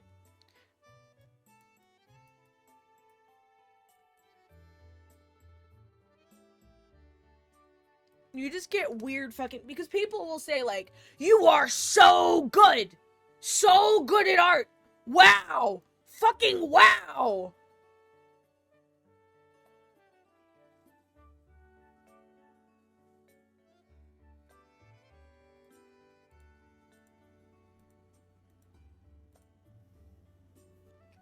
I used to have people that would come into my streams and try to torture me because they thought I was a narcissistic asshole.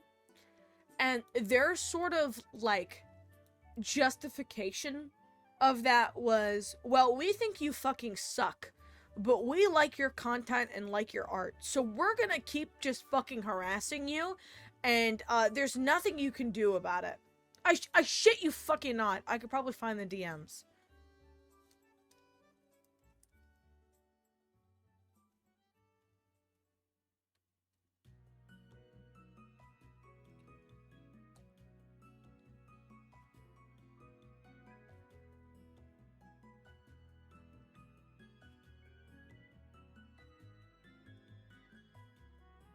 Also, another thing that is so glaringly apparent and makes me so uncomfortable. So when I'm looking at art online, or on Twitter, or on Instagram, or whatever the fuck, and you can very clearly tell what the person's interests are in a very suggestive manner. And a lot of these people that like to project their interests, well, a lot of them are children.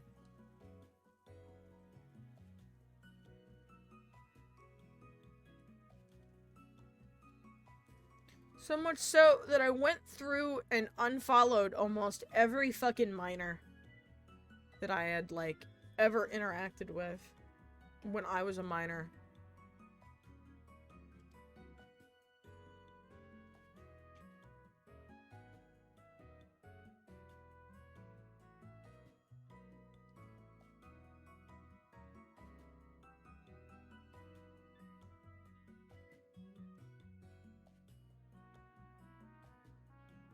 Here we go. I really like this fucking shade of purple, dude. Like, this is just a good shade of purple.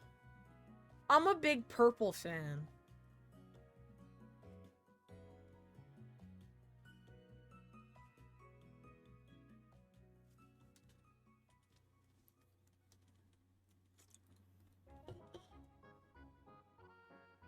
Purple's just a good fucking color, dude.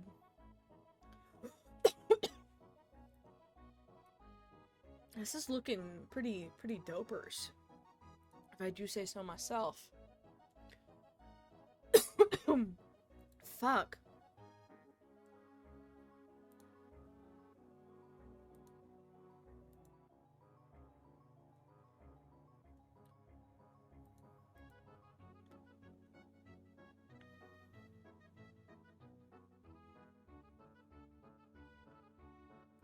Oh, hey, Elixir, how you doing? No, I remember you. Welcome back. Good to see ya. Gosh. I think you were here... Fuck. I'm trying to remember. Not Subathon. Maybe Subathon? It has! How are you? I remember your username. Not you specifically, but I remember liking your user.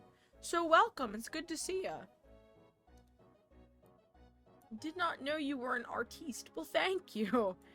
Yeah, it's something that I don't share a lot lately, and I need to fix that.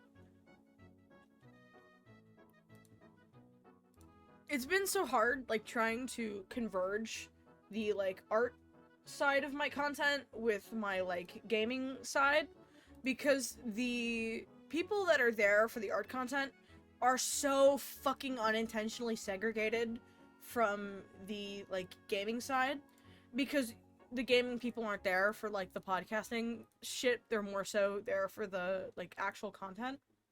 Like, the thing that we're playing.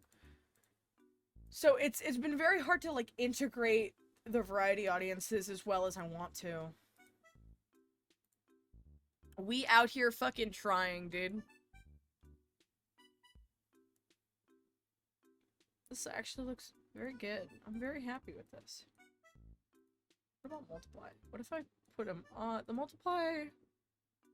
multiply isn't hitting as well. Okay. Yeah, that's something. That's very bright.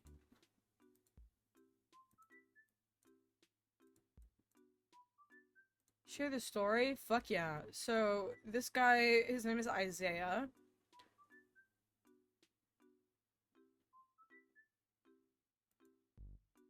Yeah, you just gotta keep going. Consistency is key. So this guy's name is Isaiah. And he is a Spanish mercenary that Emerson picked up for a little extra security. And Emerson became very, very attached to him. Kind of weirdly attached to him. And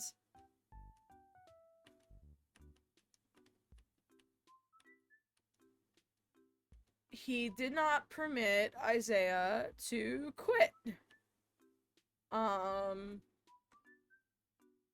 Isaiah had a wife, a family, a whole bunch of, like, fucking kids. He's in his, like, late 30s, early 40s. Bro is, like, 15 to, like, 17 years older than Emerson. Like, just very much so. A very, like, aged, like, middle-aged dude that loved his wife, loved his family, loves his wife's family, very much so, like, oriented around, like, spending time with them, and he was in a need for money because he had a new baby on the way, so he kind of fell into, a crime syndicate and began to do work for crime syndicates and just, like, underground shit that really made it very hard for him to feel as if his soul was not being, like, totally fucking judged, because he's a good Catholic kid. He's having, like, a very heavy very heavy verbal and like religious and like ethical debate on how damaged he was as a person. And he starts working for Emerson, and it's mainly just like making sure no one puts a fucking bullet in his head after like a couple assassination attempts. And he becomes very paranoid and becomes very dependent on Isaiah. He needs Isaiah there to sleep. He needs Isaiah there to make him feel socially comfortable. So there's always a buffer for him to like have like a conversation and things like that. And that constant need, Emerson's constant need of Isaiah, made Isaiah not able to actually spend time with his own fucking family. And not able to actually, you know, like be there for like the birth of his new son and like all this sort of shit. So Isaiah was getting like very fed up and upset with this constant dependence that Emerson had on him, and he was, you know, threatening to quit. And Emerson, who is very well adept and very well acclimated in the idea of getting his way, did not like that fucking answer. And he could not fathom the idea of Isaiah quitting. He was going through a huge rough patch in his entire life. You know, like, his sister's getting married. That's really, like, peeving him off. And he's also, like, having relationship problems with Dane. He's fucking freaking out. He's having a bunch of, like work problems. He's just kind of a wreck. He's substance abusing. Isaiah quits. And Emerson decides that he is going to make sure that Isaiah will have no one else to turn to ever again. So he shows up at his family fucking house and he kills Isaiah's entire fucking family. The tios, the primos, the abuelas, the abuelos, the fucking everybody, dude. The esposa, fucking everything. This guy's whole fucking family, his whole way of life, just cleaned the fuck out. Because this fucking gross-ass white man, really needed him in a time, and really was relying on him in a time of need. Just, like, the worst fucking experience. Isaiah comes home, finds his entire fucking family is, like, dead, for the most part. Freaks the fuck out, but is told that if he processes even a fucking lick of what has happened to him, if he like shows any sort of like emotion about it, he is going to be fucking like murdered. And Isaiah lives with this total, complete, utter survivor's guilt that is revolving around the fact that he cannot actually show or process the emotion of what had happened to him. So he always has to like smile and be kind of like the emotional adjuster of every social situation that he's in. He has to always be the fun time guy, the chill guy, the funkle, you know what I mean? Like, he always has to have like this very like upbeat fucking sort of dynamic. And he's not like that intentionally, but it's his only buffer from processing like the deeply traumatic event of literally having everyone important in his life fucking taken away from him because he wanted to quit a job. And you don't really find out what happens to Isaiah for very long. So you just kind of like have this like dope little side character who's just always chilling. And then you kind of find out what happened to Isaiah, and every sort of scene and interaction where you see him kind of keep up this front, like, just immediately sort of pivots in this way where, like, oh, he literally can't process any of this, or he will literally be fucking murdered. And remember, he's, like, deeply religious, so he thinks that, like, by having participated in aiding this evil, he too is also going to hell. So he sees no point in dying, because he's not going to be with who he loves anymore, because he's not getting into heaven, by definition of basic Catholicism. So he is just, like, hopelessly wandering working for this evil fucking asshole who took everything from him. With, like, no fucking rhyme or reason. And, music is, like, a very big, integral part of Isaiah, and just who Isaiah is as a person. Because he just was, like, him and his wife used to, like, play together and things like that.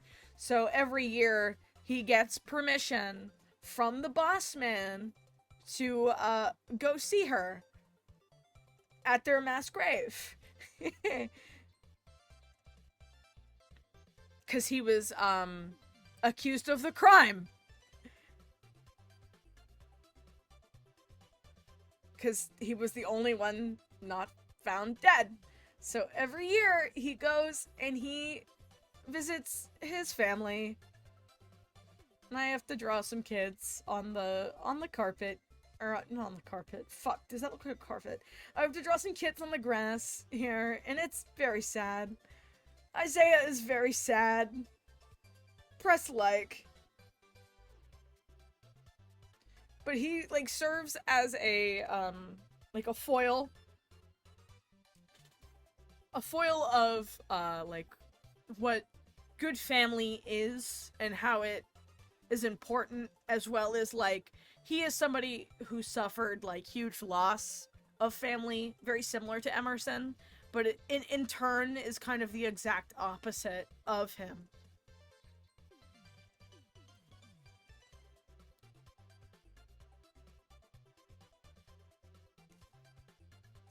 And he's also the GOAT. Bro is just, like, bro is deeply, deeply dependent on a lot of SSRIs and, smokes a lot of joints to cope with literally the untherapized CPTSD he has, but, you know, slay.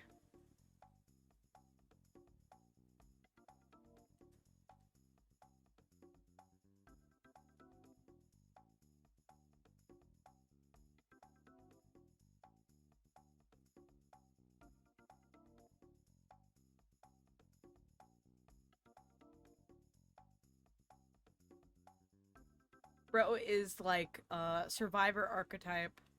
So he deals very much so with, like, survivor guilt. But yeah, that's Isaiah. Fucking, honestly, love him so much. No, for real, please do. He deserves it. He deserves it so bad. It's honestly been so refreshing to, like, work on and, basically, like, develop less, damaging characters. Like, I've done, like, this year and last year specifically, a lot of fucking work on Dane. Dane has been, like, evolved. Ergonomically. Fucking just absolutely rekindled.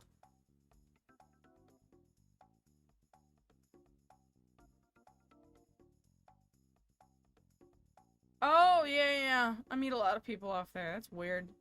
Let's go. To think this is the pussy-ass man who kills children.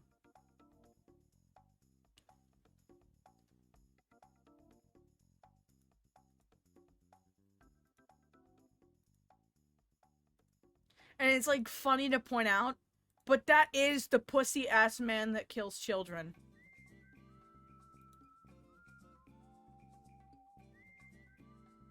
Fucking look at him.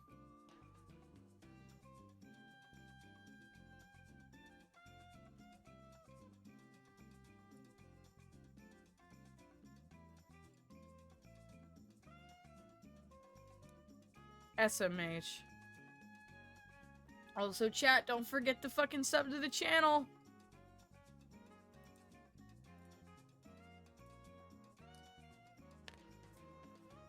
That is one thing you have on me. I got no child killer OCs. Yeah.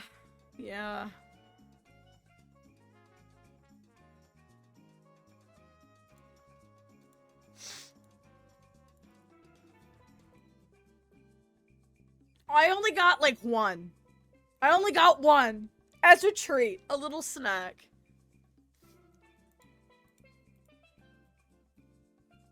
Because everybody is like kind of systematically, everybody represents a different trope in popular media.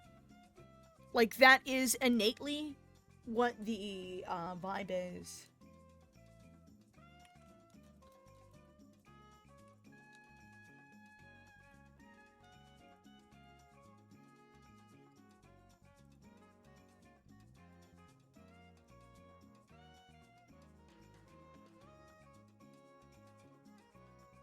Like, everybody is a weird sort of like fanfiction trope that I'm trying to make weird social commentary on.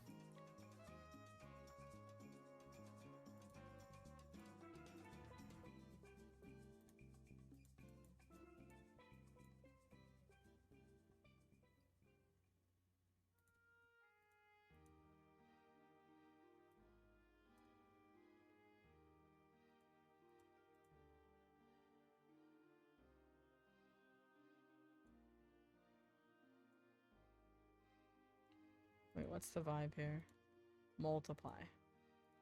Multiply. Me too, dude. I fucking love it so much. Just thinking about it, cause fucking so much of the content has in majority pertained to the idea of making people deeply question what they believe they are attracted to.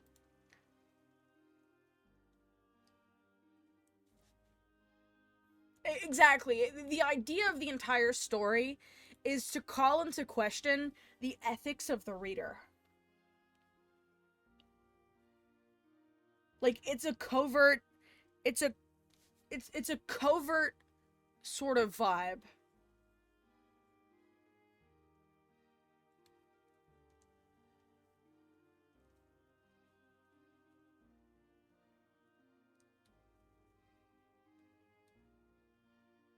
Emerson is intentionally made to be this deeply sympathetic fucking loser that weaponizes white guilt. And he's supposed to be this sad, rat conventional attractive man in a suit. He's supposed to make you swoon a little bit. He's supposed to be bait for the Tumblr girlies. That's his purpose.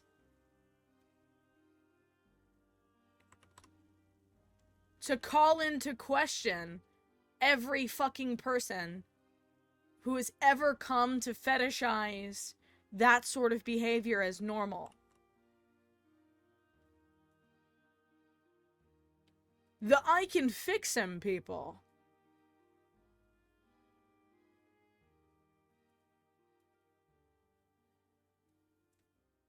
Wow, his ear is fucked. Okay, there we go.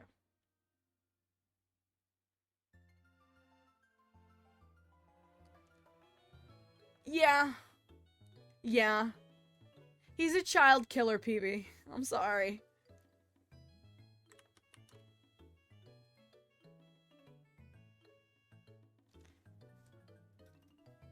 Sorry to break it to you. He's fucking horrible, dude. The main fucking purpose, the main plot of the entire fucking series, the first book I've ever written, the entire story is in the perspective of a child that he grooms. Fucking. He is 12 years older than this kid, and he grooms him to emotionally replace losing Reina.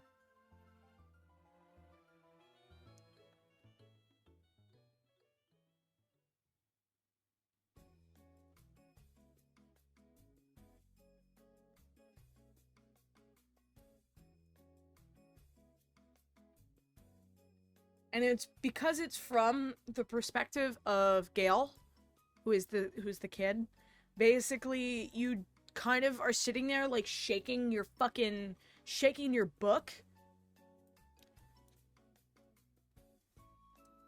Like getting fucking super mad that this kid can't like witness the signs of it. So you're kind of like helpless. but it's also supposed to be there as like bait. It's supposed to be bait for the people that would fetishize that sort of stuff. I wanted to create a media that would be an instantaneous red flag for the way people interpreted it, right? Like, a way for people to sort of just, like, take in this particular fucking thing, and if they take it in a certain way, you know what sort of fucking person they are.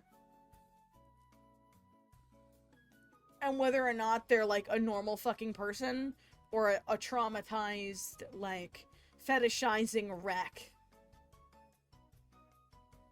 Not to say that people who are traumatized can't be normal, because they totally can.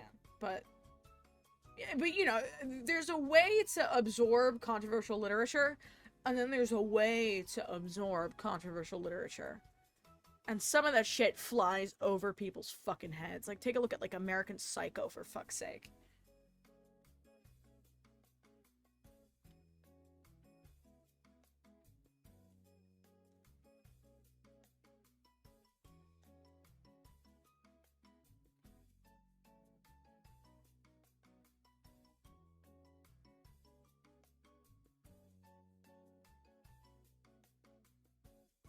Yeah, Emerson's super fucked.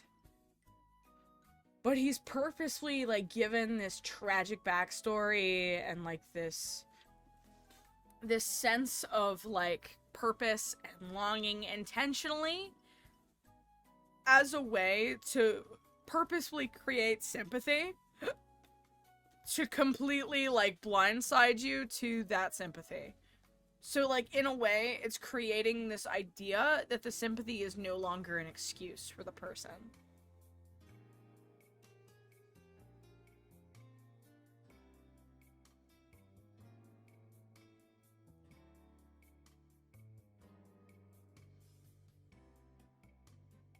Like, he is innately, objectively, the worst fucking version of a man. And he knows it, and he owns it, and he wears it with flying colors. Because it's easier for him to acknowledge and run away from than it is... It kind of gives that, You ever, like, experience, like, this kind of, like, timeless feeling with... This is totally relevant, I swear. Like, with YouTubers that have been canceled repeatedly. Like, they have been canceled into, like, the 9th fucking dimension of hell, you know? But they still are there, and they still regain platforms, and they still make hundreds of thousands of dollars a year off of being these controversial figures and being widely hated. And they have turned that hatred into almost like a monetary, like a monetary thing. Like, take for example, like Jeffree Star or like Shane Dawson. You know, they cycle around like a blue moon and become relevant for a little bit, fucking drum up relevancy and controversy again, and then they disappear into the night. And that is innately like one of the commentaries that I'm trying to like pick up on, like this idea of like having to live with the people around you or the people in power never really changing or kind of getting consequences for the things that they have done because of their power and influence, and it not affecting them in the long run. And in a way, everyone is hurt by that. Because there is no real holding people accountable if they themselves don't hold themselves accountable. You know what I mean? You can't cancel somebody who doesn't care.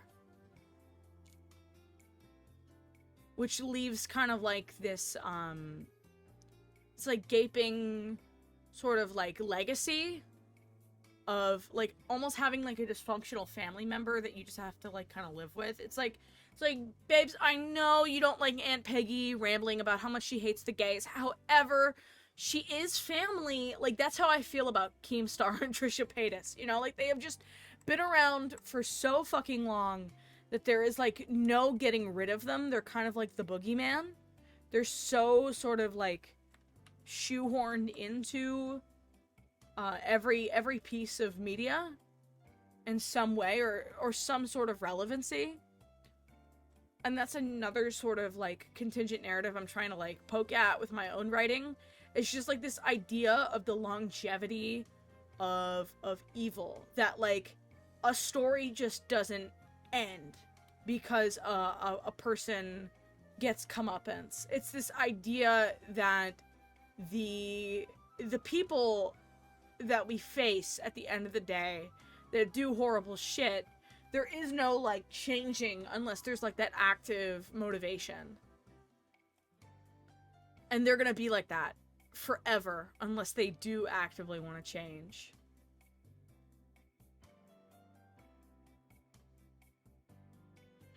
So like Emerson will do all this terrible fucking awful shit,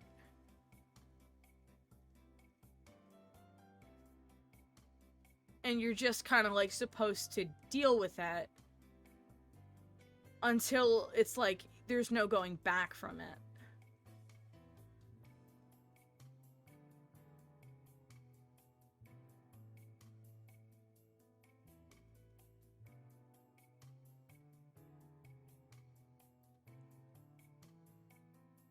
But even then, it'll be like normalized.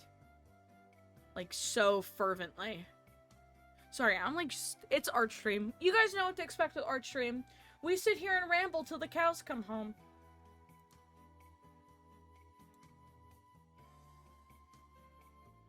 Also, hi, Hallroot. I know you're lurking, but I just want to say hi.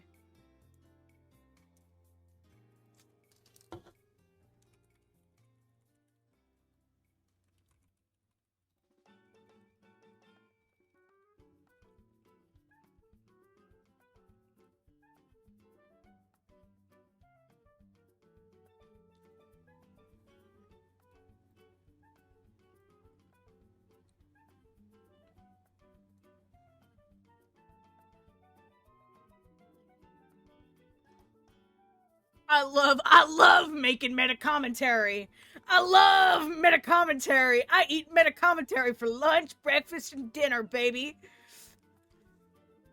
Me when I make a character that isn't meta commentary. Oh, dude, absolutely. Isaiah's goated. I could totally see that. Wait, you know what? I think I can share this fucking song. There's this fucking song that has really propelled the Isaiah energy, and I would like to share it with you guys. It's, fuck, what is it called? Let me see if I can find it in this bitch. It is by Kiltro, and it's called Mi Capitan.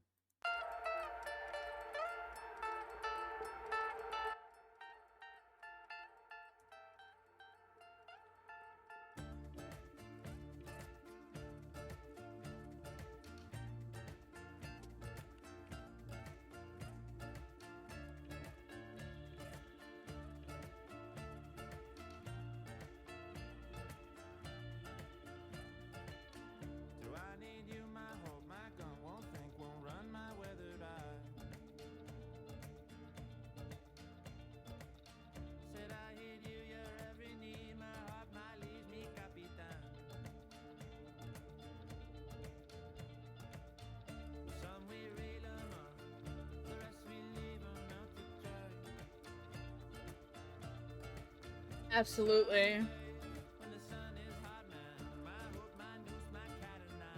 Let me drop this shit. This is the Isaiah theme song.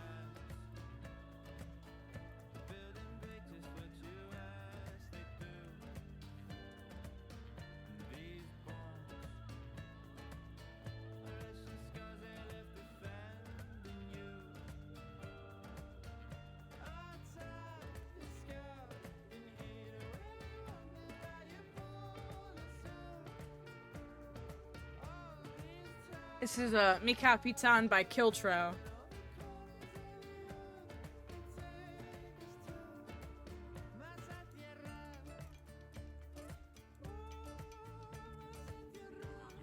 Oh, hell yeah, dude.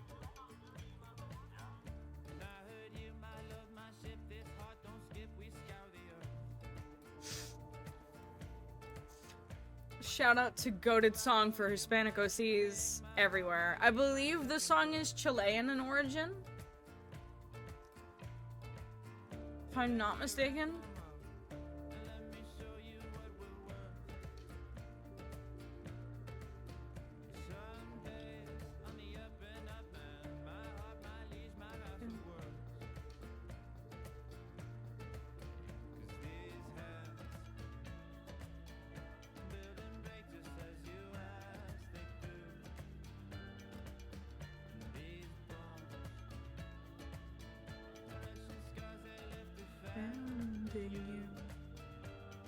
The song is basically about like loyalty and the authenticity of loyalty.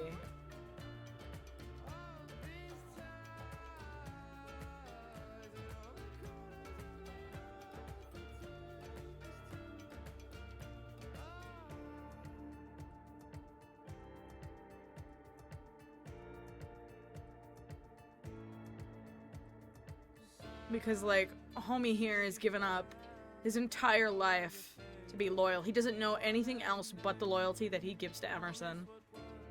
He doesn't know who he would be without that loyalty. And he has literally lost everything in the pursuance of breaking that loyalty.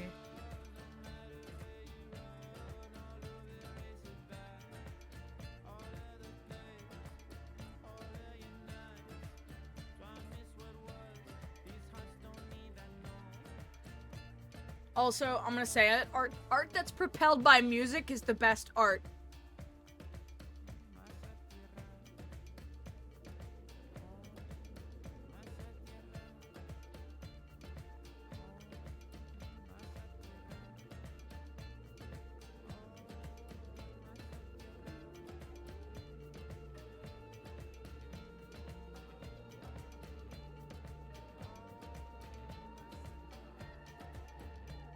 Bro, Isaiah's the coolest. Isaiah's literally the coolest. I'm so Isaiah pilled right now. Holy fuck.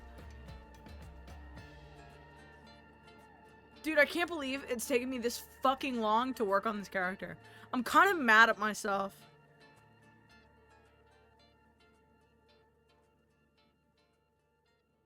Like, actually fucking pissed that it's taken this long. There we go. Let's see if I can find another, Isaiah fucking song. Here you go.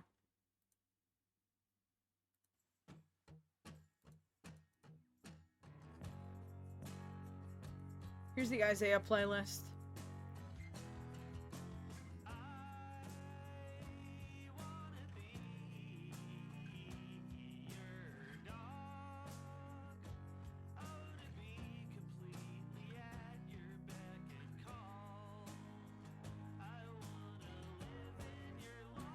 I haven't. I probably should. I have so much new shit to fucking share. But it's hard to just like jump into it without like having to go through the entire beginning. Scrape the surface of myself. I wanna be that fork as well. I wanna be the thing it's all about. I long to be your dog.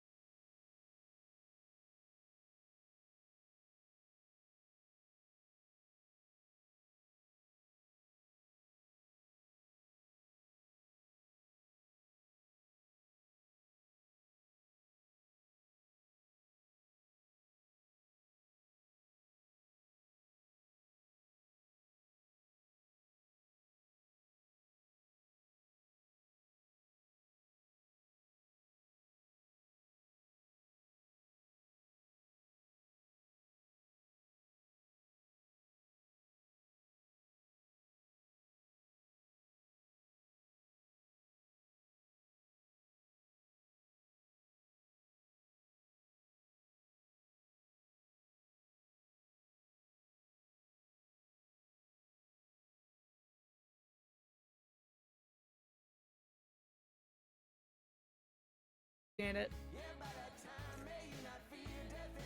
Make sure to hit the follow button if you know.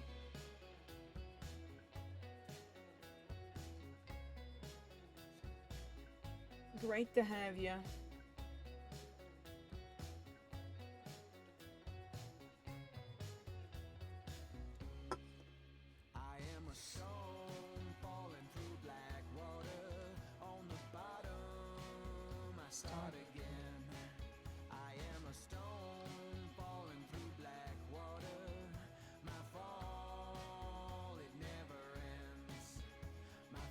Oh, fuck yeah.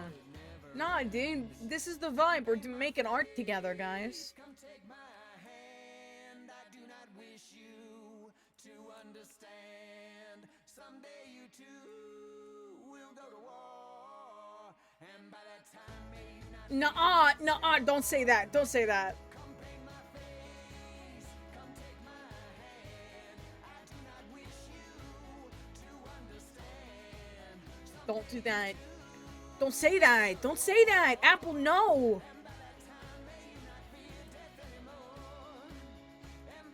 Time may you not fear death anymore.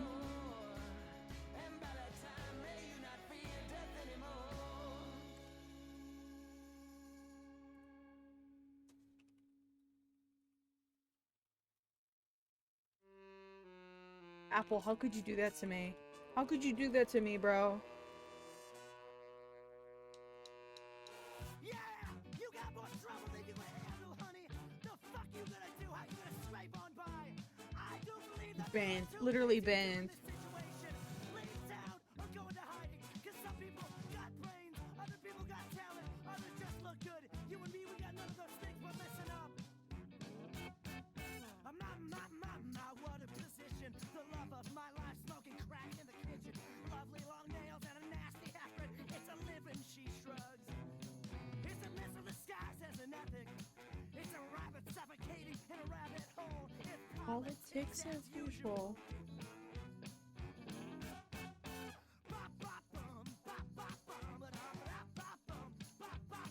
Dude, I fucking love the taxpayers so much, dude.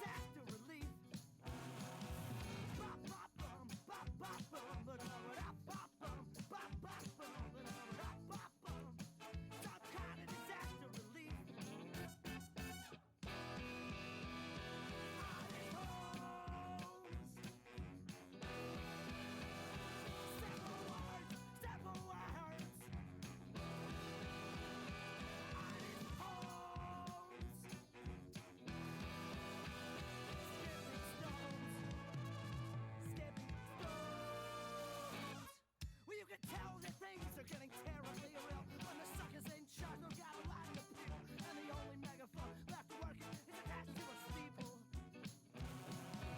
Hold on, 1 second. Here's a kid with a gun at the age of 10. It's like the last dying gasp of a friend. Hold on, I gotta fucking do this for Apple.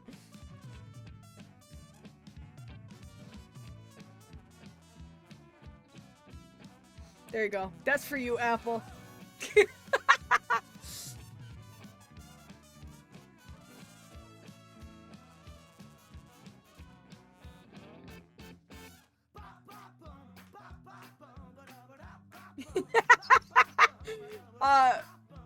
Check this server. Just check this server, Apple.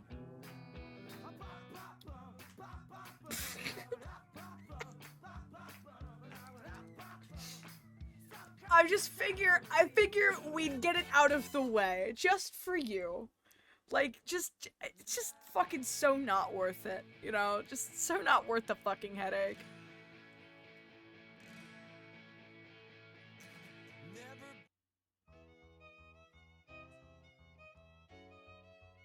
Might as well nip it in the butt. Exactly.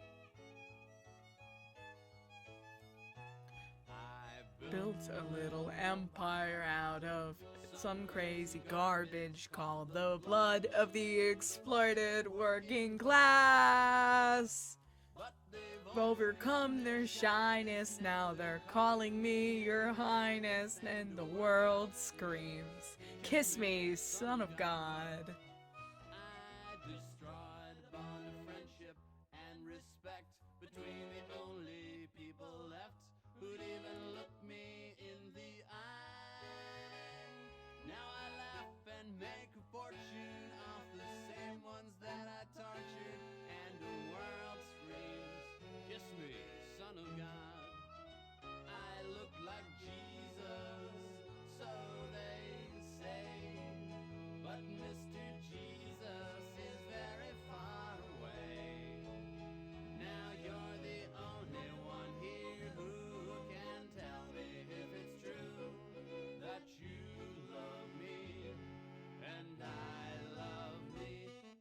is him. Him coded. Him. Fucking the exploited working class. But they've overcome their shyness. Now they're calling me your highness. And the world screams, kiss me, son of God. On God. Yes, Fucking. the world screams. I have no confidence in anything ever. However, I do believe my music taste is top tier. My music taste is so top fucking tier. Oh, here we go. I have become deaf. Comes with the title yet. My first day on the job. Look my best.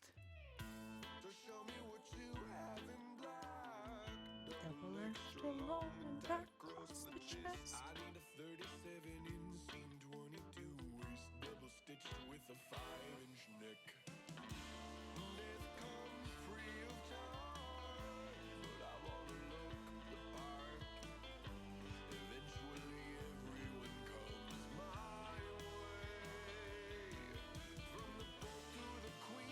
There we go. Oh fuck. There we go. Boom. Fucking boom. It's actually not looking like total shit, and that's awesome. Usually I'm intensely fucking worried that, my fucking art just comes out like absolutely dookie dog shit, but it's actually being pretty cooperative today. Fantastic. Sometimes you just have fucking days where you just feel like your art just doesn't hit the way you want it to, and it blows when that happens. But you just kind of gotta, like, steady on. It's like a live, laugh, love meme. Keep calm, steady on type vibe. We will be playing Baldur's Gate again soon, chat, by the way, just to let you know. I just didn't have the energy today. I haven't had the energy to play fucking shit in, like, so long. I'm, like, trying to slowly recuperate and, get it back.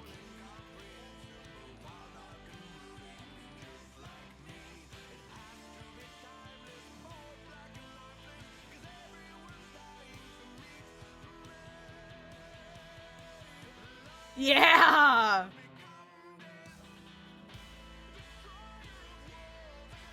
Is Nuzlocking this weekend? Yeah.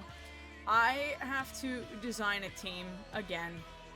And dying at the Elite Four was fucking tragic. We, like, lost almost our entire team. We had to, like, put revives to, like, 2 subs because of how little there were revives. I thought there were gonna be more revives, and I drastically over expected the revive. But also I didn't want to make it, like, too hard. You know what I mean? Like, I didn't like wanna, like, or not too hard, but like too easy on myself for people to just, like, revive fucking Pokemon. We definitely will be finishing it. I think we'll do the whole game at this point. It was just so much that,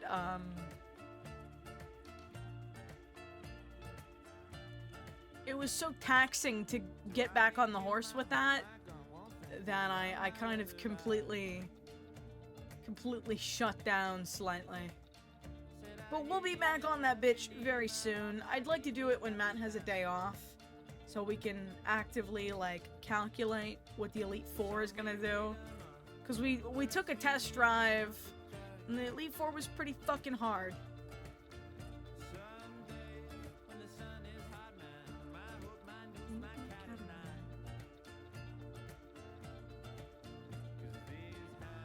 Nuzlocking playthroughs literally are my personal hell. Tell me about it.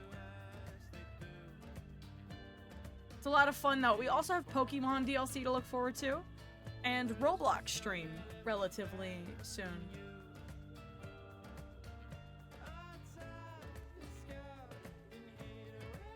And obviously Baldur's Gate. Yes, people, Roblox stream. Which is where maybe we will start pulling our newest people from. Tell me about it. This shit is so Isaiah core. This shit is so Isaiah Core.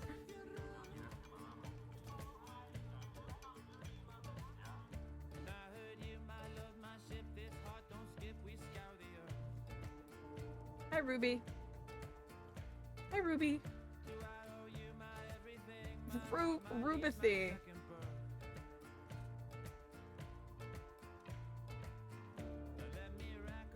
Ruby, please don't lean on the keyboard, Bubba. I have to get you your own little keyboard. I have to get you your own little keyboard so you stop leaning on mine.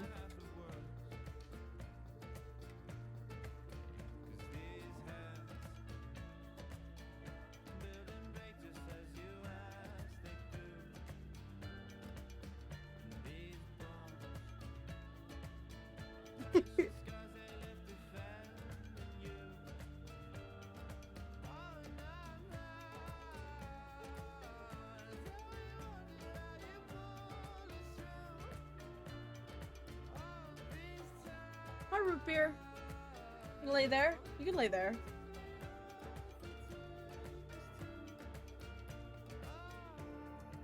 In a Ruby cam? Yeah, we should definitely get you a Ruby cam. Problem is she doesn't stay still. She just kind of like riffs around. Like right now, look. If I put the camera at her, she's gonna move.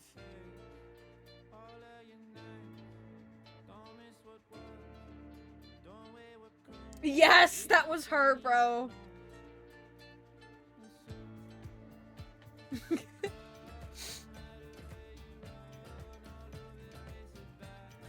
Ruby, bro.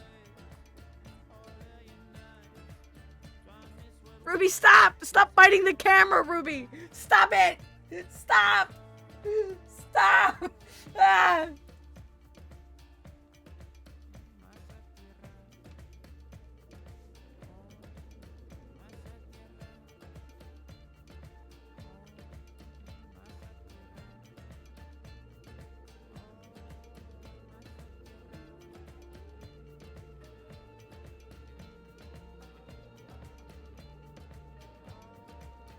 Ruby.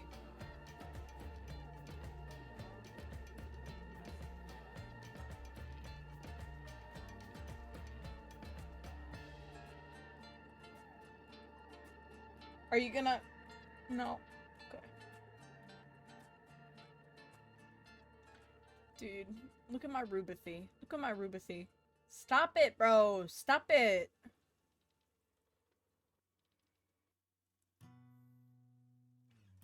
Oh, listen to this one.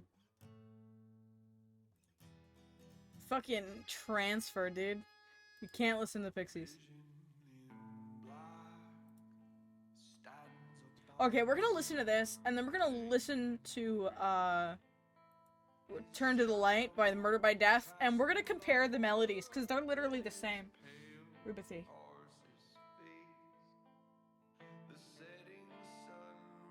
It's the same fucking melody.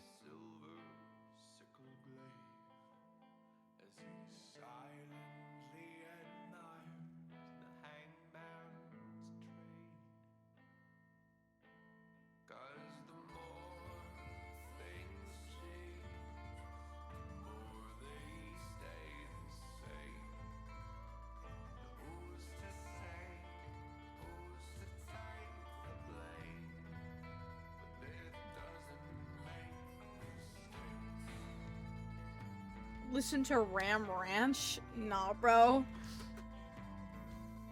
Commit career suicide.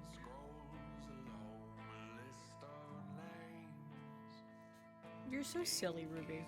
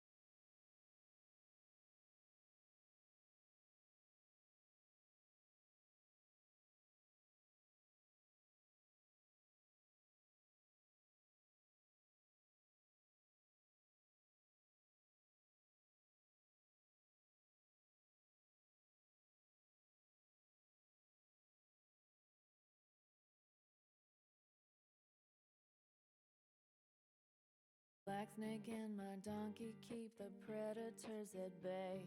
The coyotes and the copperheads stay well enough away. The power that protects me is a circle made of salt. But when you come to get me, I won't feel a thing at all. The vultures that surround me ride the thermals up on high. Yeah, ever since you found me, I'm afraid that I might die. There we go. The scarab on my pillow whispers vespers as I sleep. You saved me from the sparrows, now my soul is yours to keep. Come morning we awaken to a garnet colored sky. Hell fucking yeah, dude. Broken, making X's of my eyes. Can't turn away the darkness, so instead I fucking just love doing art streams, dude. Just being able to vibe. Just being able to just genuinely just sit here and chill and vibe and hang out. It's just the fucking best. It's honestly the fucking goat. The hi-hat, kick the drum. It's just fucking so fun. It's fun to just chill.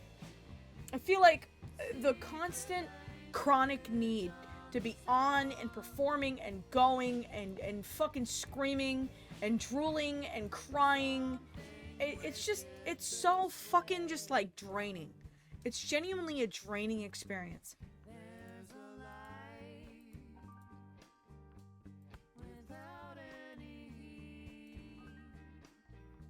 And just the ability to just chill and just kind of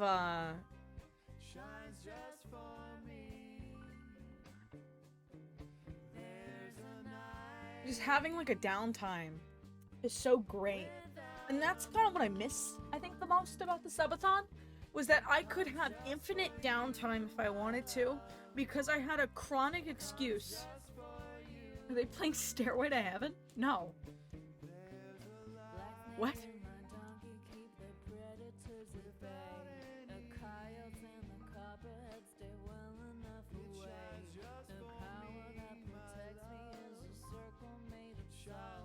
Did you know that's the most popular fucking rock song on the planet?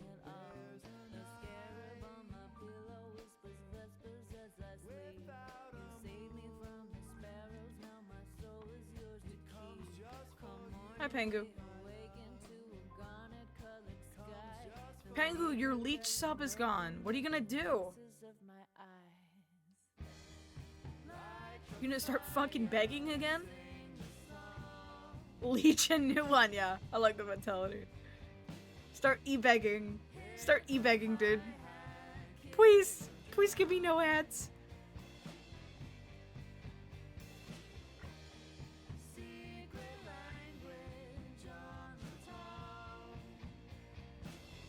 If it happens, it happens. Yeah, it's you got the fatalist gifted sub mentality. I know people that come in here and they fucking beg. They beg and squeal. I'm like, please, please give me a Daisy sub, please.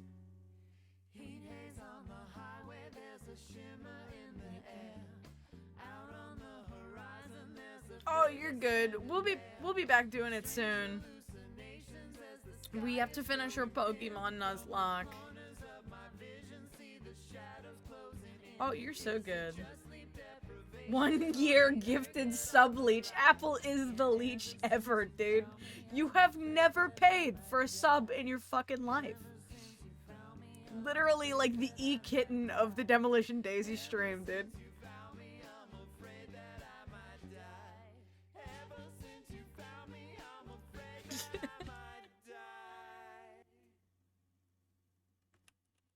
The literal e-kitten.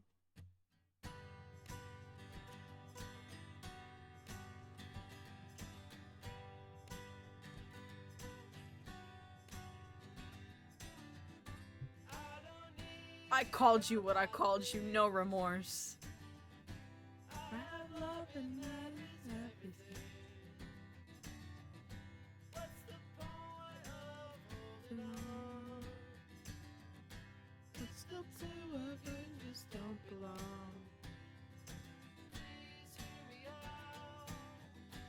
Community e-kitten.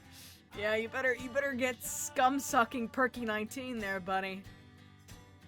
Perky 19 wants a piece of you, dude.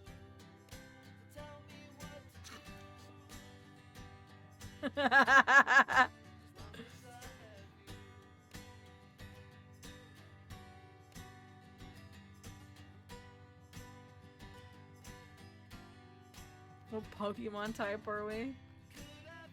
The leech type.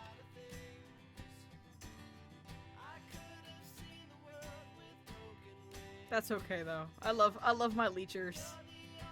You guys pay with unfathomable loyalty in your viewership. You motherfuckers like do not miss streams like ever. And that is so appreciative.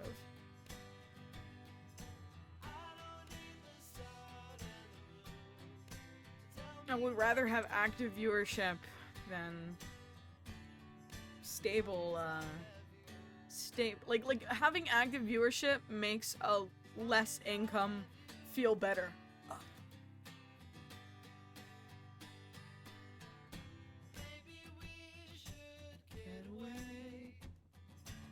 Kajillion minutes dedicated to Demolition Daisy. Fucking sad.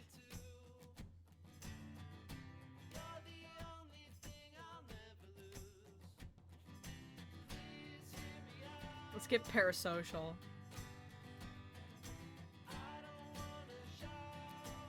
Was thinking about playing Honky Impact again. Was thinking about it. But then also, like, MiHoYo's just such a fucking dogshit company that even though it's a different writing team, and even though it's, like, not as weirdly, like, ethically bad, it still leaves, like, a funny fucking taste in my mouth.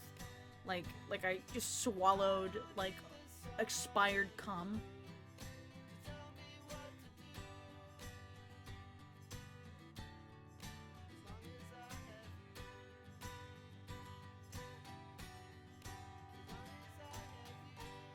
I got on Honkai a week ago, got Kafka, and then abandoned it again.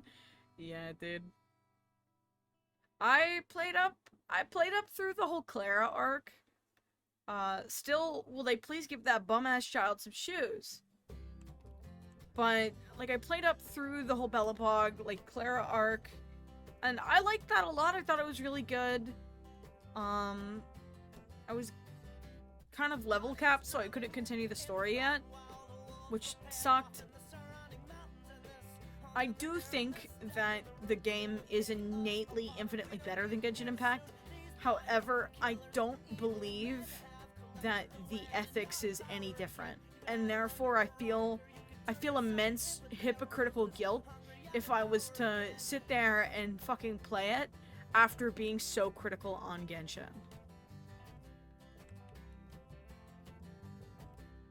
Oh, no, for sure. The writing team is just so much fucking better, because it actually allows their main character, like, they allow their main character to be the main character.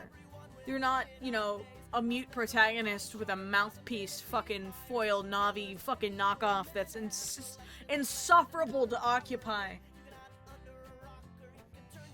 I have a lot of fucking opinions about Genshin. A lot of them pretty unpopular. I think Genshin Impact promotes insufferable amounts of mental illness. I think Genshin Impact allows people to be shitheads to their friends without any consequence. I think a lot of Genshin Impact has demonstrated how many neurodivergent individuals will put the instant gratification of their hyperfixations over their fucking insufferable, like, they'll put the instant gratification of their hyperfixations over the real tangibility of their friends. It's just a disgusting game for disgusting people. Sunk cost fallacy. They have hooked you and can't let you go. I'm gonna sell my fucking account, I think. I'm gonna get bigger, and then I'm gonna sell the account.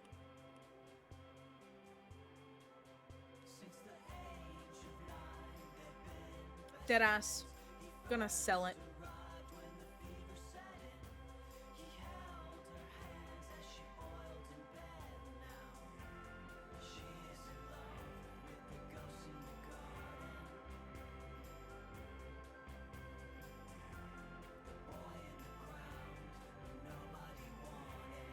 is a gacha free-to-play abuser. I feel like a lot you said right now, Daisy, can be said about any other gacha.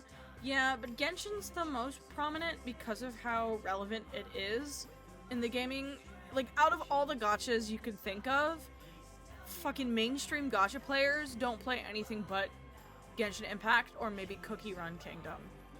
Like you have to, like, understand, in the mainstream, Genshin affecting the mainstream outside of the gacha community, because a lot of Genshin has reached a lot of the mainstream, like, internet basis as their first gachas. No, yeah, exactly what you said. The biggest problem with Genshin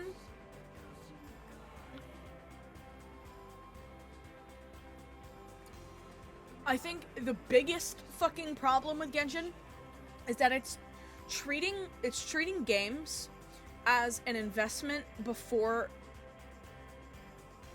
it's teaching industry. It's when Genshin exists, when Genshin exists, Genshin teach other developer that you don't need finish good game. Just market it and sell alternative skins and gay bait. So it's killing the gaming industry because it's incentivizing, once again, gambling systems and loot boxes simultaneously while fostering this idea almost of, like, classism within the social standing of its like, existence. Because you can't play Genshin unless you have the storage space or the device or things like that. So if your entire friend base falls victim to the Genshin vortex, you will no longer be a part of your friend group in a kind of constructive way because you cannot relate to the same effects as your other friends. On top of that, it creates a hyperfixation narcissist vortex where people only want to interact and make friends with other people who participate in the fucking game. And if you fall off the game or want to do anything else other than the game, they will very easily call you ableist or insensitive for getting tired of constantly having to only have friendships that relate around the hyperfixation of a dumb anime weeb game. It's a circle jerk, 100%.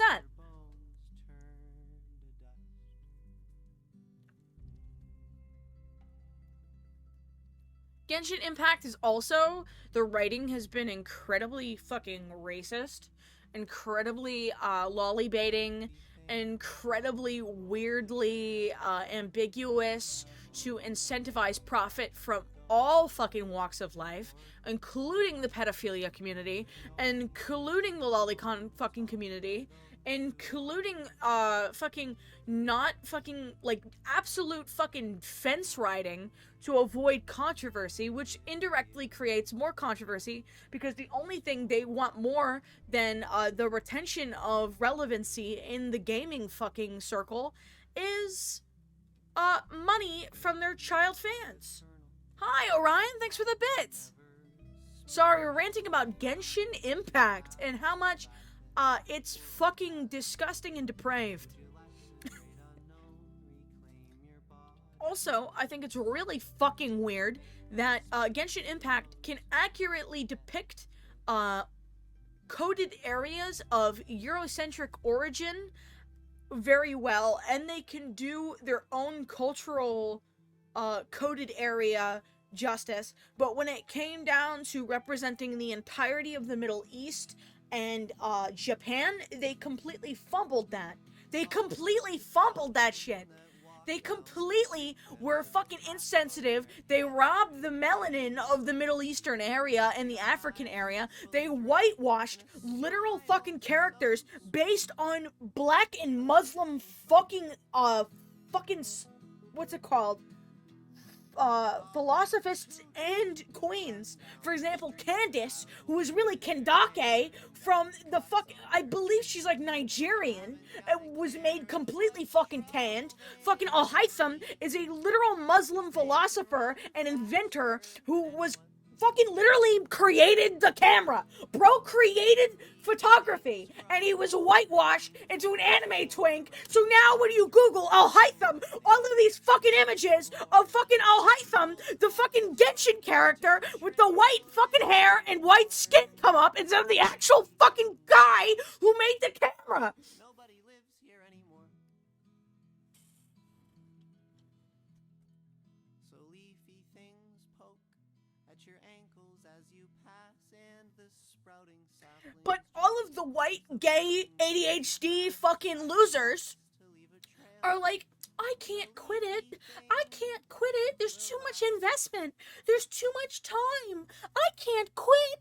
I can't quit. It's too much of my personality. So I'm going to put all of my morals and ethics to the side so I get to engage with white adjacency because that makes me feel good and my hyperfixations are more important than fucking completely upholding my moral compass. You're ableist if you say otherwise. Like, actually go fuck yourself.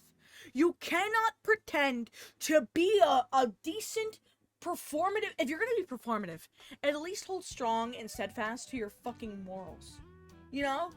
If you're going to be and if you're going to continue to benefit from the adjacency of a corrupt game as a form of your entertainment, you're gonna get called out in that regard.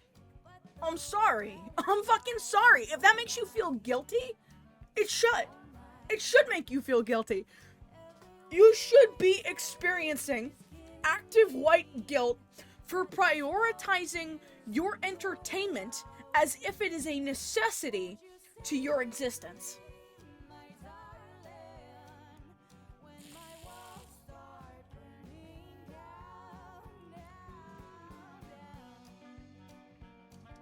It is just so hollow and devoid of ethics and so painfully performative. How dare you put BLM trans rights fucking bullshit in your bio and then only do things that make you feel the most comfortable for when you want to weaponize your micro label as a means to detract from the fact that you're a massive cracker.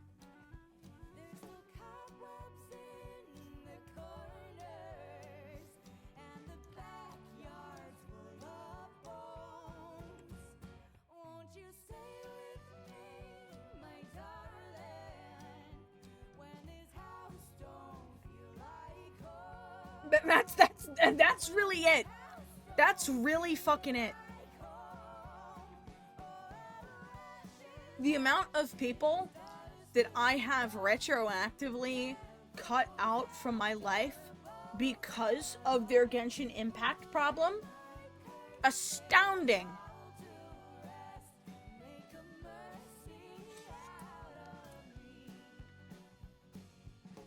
Oh, for sure, but that's the thing. That's the thing that white people do.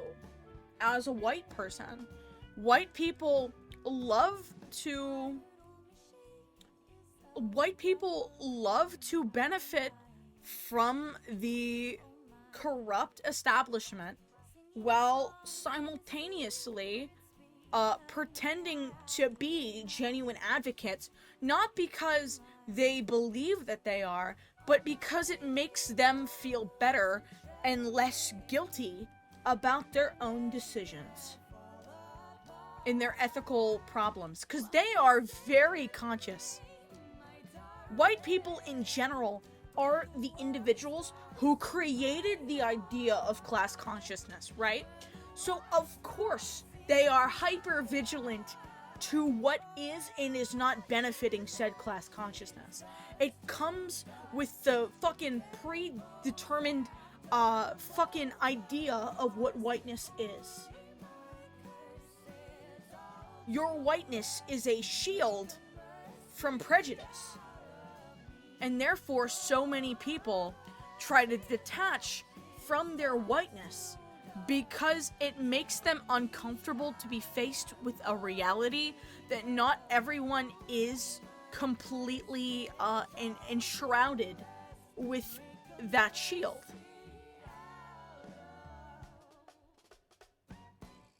It is narcissism at its finest. And not wanting to lose the social comfort that they have with their whiteness. And if you're a white person, you have totally done that at one point or another. You have. And you will, and you'll continue to.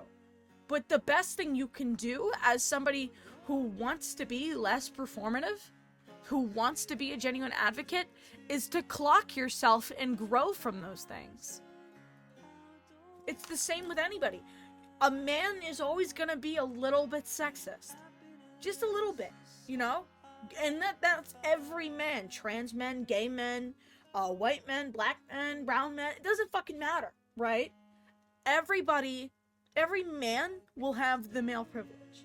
And therefore that means they're all gonna be a little bit sexist. Whether they want to admit it, whether they believe it, and even just that uncomfy feeling of going, oh shit, I don't really like that. I don't like that assuasion. I've done this, and this.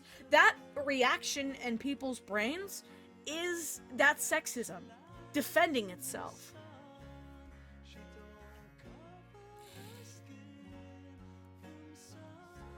And that's not to say that that shit's okay, but everybody has uncontrolled birthrights.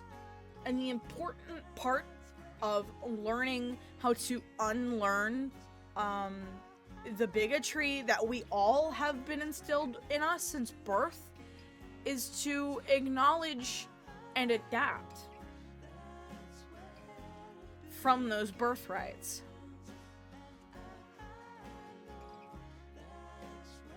Sorry, I went on a social justice rant. Sorry, guys. I'm a disgusting, degenerative, feminist. Sorry. Please forgive me. God.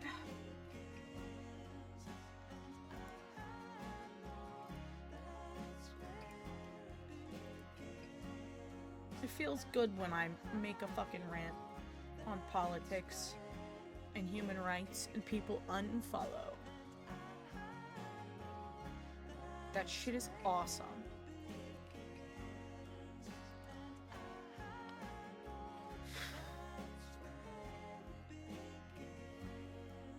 This shit is awesome. This looks so good. I am so fucking happy with this, dude. I really am.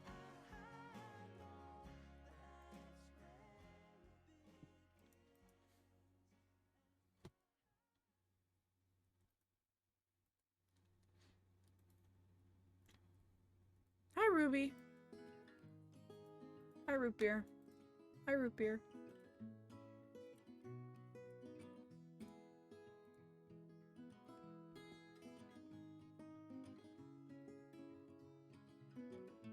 Hi, root beer. This is the first day of my life. Swear I was born right in the doorway. I went out in the rain, suddenly everything changed. They're spreading blankets on the beach. How are we hanging, chat? Sorry for the rant. This is the first face that I saw. I think I was blind before I met Can I you. help you, ma'am? Look at this. And I don't know where I am, I don't know where I've been, but I know where I want to go. What are you doing? And so I thought I'd let you know. What are you These doing? things take forever. Huh? I especially am What are you slow. doing, Pookie? But I realized that I need you, and I wondered if I could come home.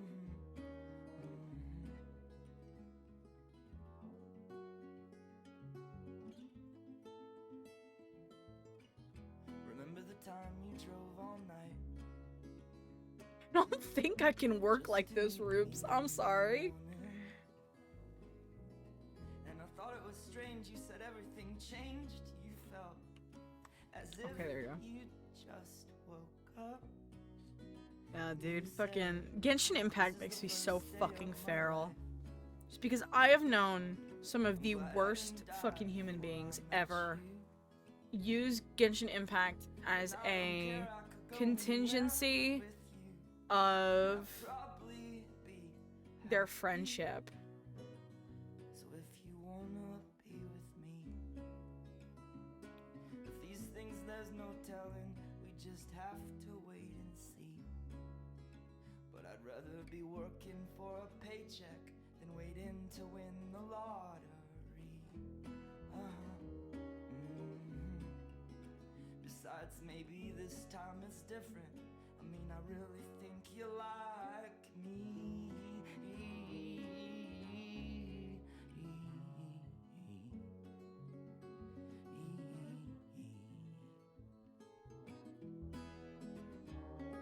We're gonna need an escape horror point-and-click game resurgence. Real as fuck, dude.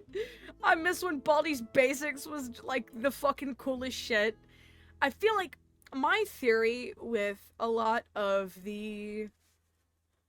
My theory with, this whole, like, open world thing is that the concept of open worlds has overly spoiled the gaming, the consumer of regular gaming.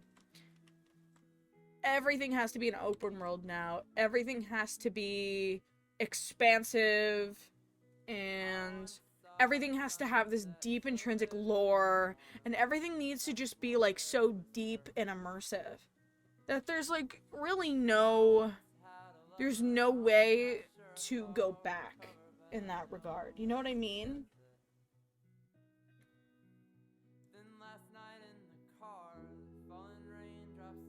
Talking about how the open world of gaming franchises, like the sheer, like, commodification of open world has kind of opened Pandora's box of what people expect, and it makes it a lot harder for people to really appreciate a lot of the content that's coming out, just because of how much is coming out and how much of it is so overwhelmingly open world, right?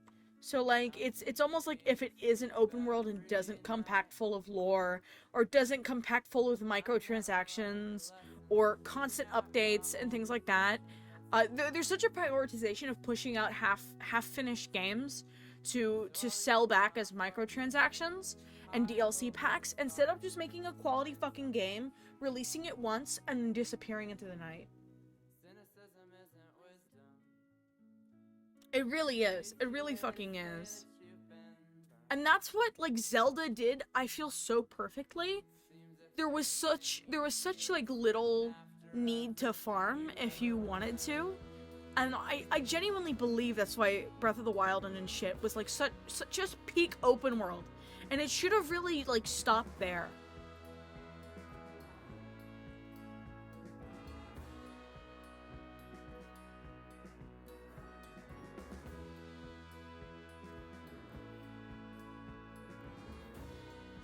Yeah, some plots do not need open world. Like, think of all the tasks and shit that come equipped with open worlds, right? So there's fighting mechanic, there is puzzles, there is dating, there is exploration.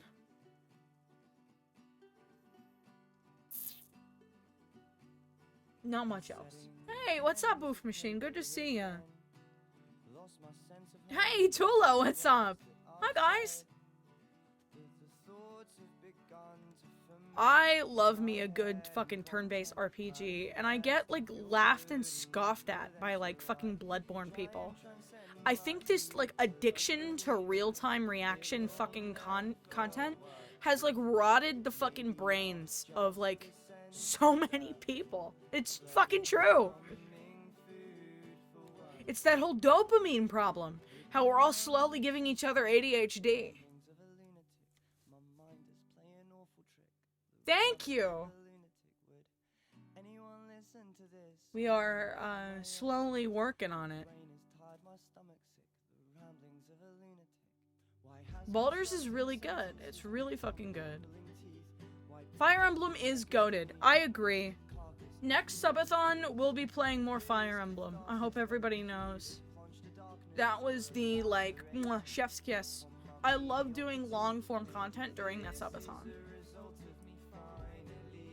We didn't finish Engage. We almost finished Engage. I need to finish Engage. Dude, I love Octopath. Octopath is, like, goated. I want to play the second one so bad. I just haven't had the money to get it. Primrose the goat.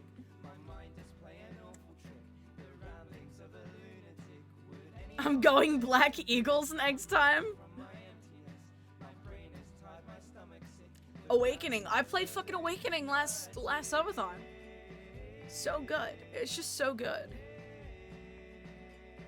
Fire Emblem is such a good fucking series. You have no choice. We'll see what the Blue Lions people have to say.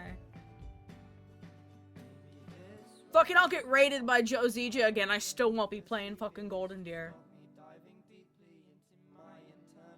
That was a cool fucking moment. That was such a cool fucking moment of my life, dude. Truly, I think I peaked at the Joe Zija raid. Genuinely. I'm saving to make Daisy... I can't say it, Tula! It's a slur! Stop it. Stop it. Stop it. You're so silly. You're so silly.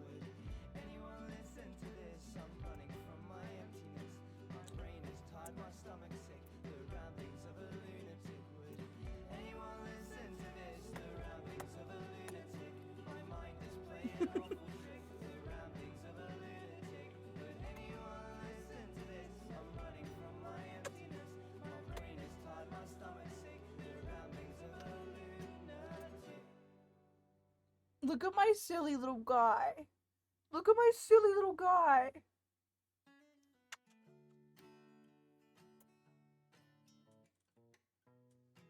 I love you, silly guy.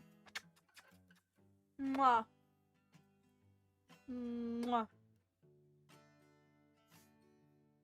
Oh, I can't play Cave Town. I can't play I can't play Cave Town. There you go.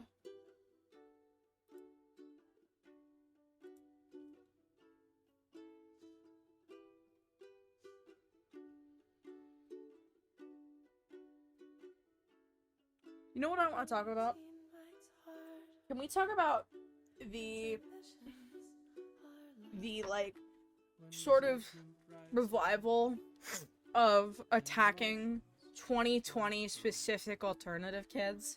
I've been seeing it on TikTok all the time. Like, Arson comes to sit with you at the table, and all these people are like, Lamau, look at them, look at those bunny hat wearing losers. My brother in Christ, almost all of you are still those people.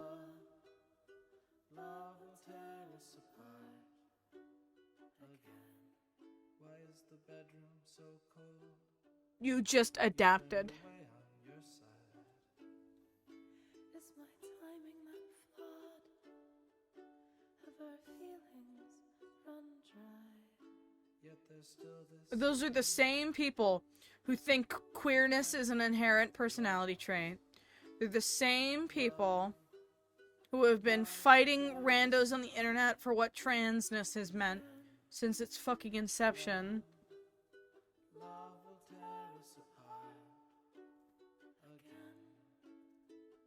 It's fucking sad.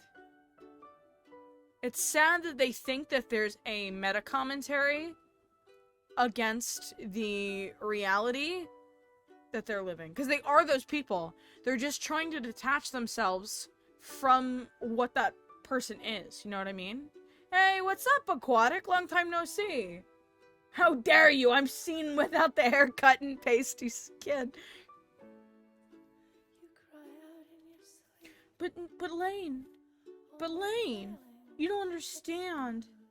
You don't understand, Lane. It's okay. As the dignified And as the dignified white alternative, it is my job to tell other non-white alternatives it's okay for them to exist. That was a joke, by the way. Sorry if it didn't sound like it. The people who do that shit are so fucking annoying. You don't need to tell other fucking people that they are allowed and able to participate in communities.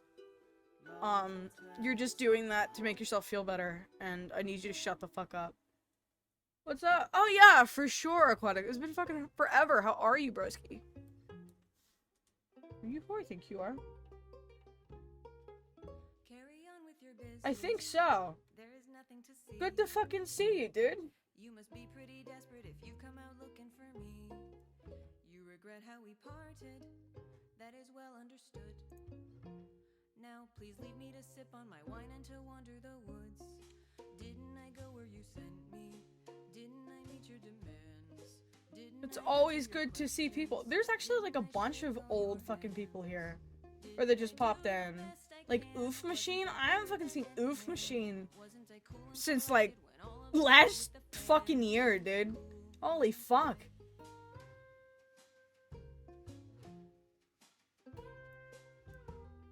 So many fucking oldies. I have no clue what you're talking about.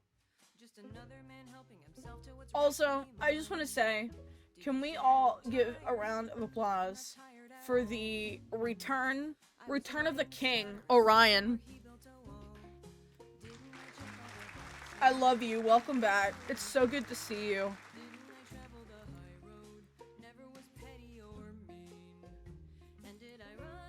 Love you, King. I know you're lurking. I'm not gonna... You don't have to say anything. I just want to let you know that it's so good to see you again.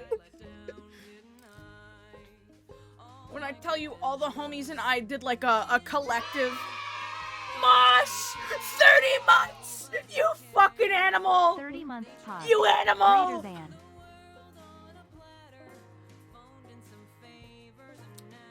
Real shit, thank you to everyone who has stuck with me through like thick and fucking thin over these past couple months. We've been doing a lot of weird experimental content. I know it's a little exhausting. I think Ruby got in the trash can. She'll be fine. Fucking. But for real, like, thank you to the homies who have just, like, have been supporting this fucking shit for so long. It's so kind of you. Words cannot express the fucking just euphoria. The sheer euphoria of knowing that people give enough of a fuck to invest. Like, thank you guys. I love you. Welcome back. Welcome home. Hi, Moss. How are you, by the way? I feel like I haven't talked to you in forever, and I'm so sorry. I've been so sucked up my own asshole.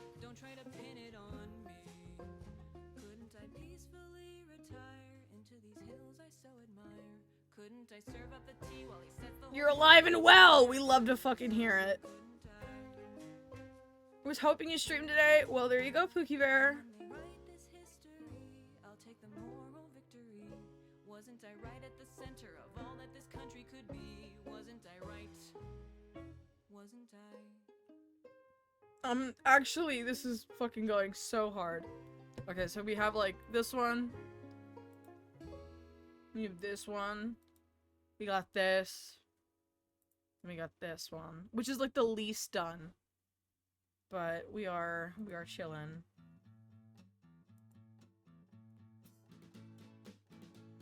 Pengu! You gotta shake your tin can, bro!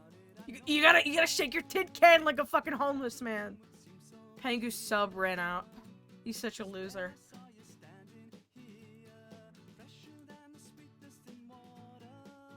We've got so much. I've just been fucking shitting so much stuff out.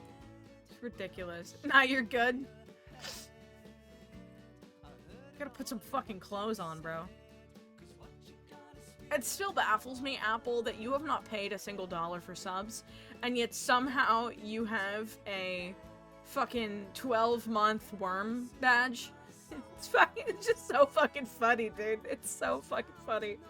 I fucking can't. I can't with it. It's so fucking funny. I have been at the grindstone just a little bit.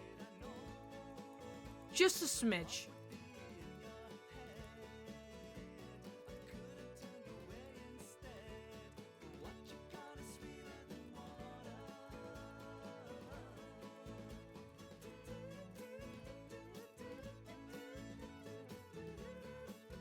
Hold on, I have to convince my friend to not buy fucking shrooms.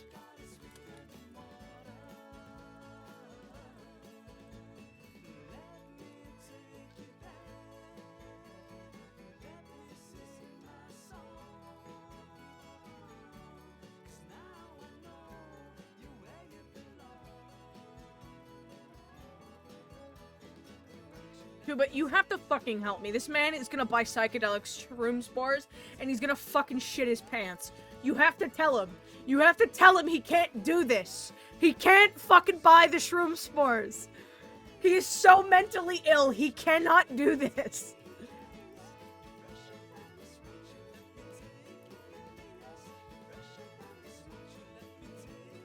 Fucking Marcus. Shrooms clobbered my brain. Shrooms clobber the brain so fucking hard.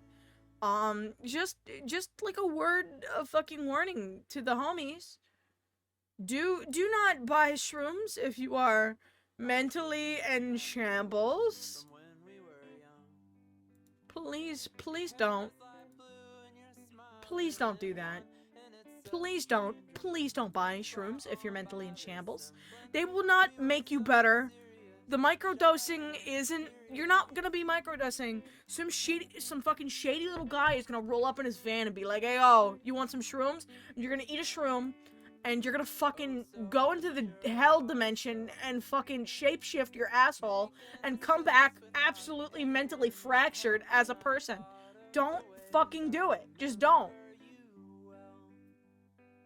You're gonna be thinking that you, like, talked to God, and you didn't talk to God. The DMT in your brain is just gonna chemically wig out on itself, because you're literally a brainlet. And whatever you fucking do not do LSD. I will not touch LSD. Unless you are 100% sure where you are getting the LSD is ethically safe and sourced from a fucking safe place and fucking person, don't do it. Don't fucking do it. Don't do it until your fucking psychiatrist says, yeah, you're normal. Don't fucking do it. You think, oh, I'm in a good place right now, it'll be fine. Do not do shrooms or LSD if you are not able to fucking, like, be equipped to have a full fucking fledged breakdown with hallucinogenics. Just don't fuck with hallucinogenics. Don't do it. Same goes for coke. Do not do coke. No pills, no powders. No pills and no fucking powders, guys, okay? That is the rule. I don't ever want to hear that you guys are coming into my chat being like, man, I took fucking LSD. Like, I don't want to fucking... No. No pills, no powders. If you do shrooms, be safe about it.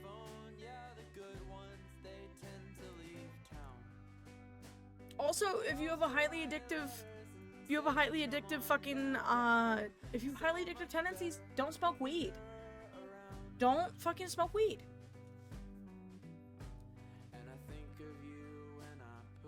If you know that you have little to no self-control, don't smoke weed.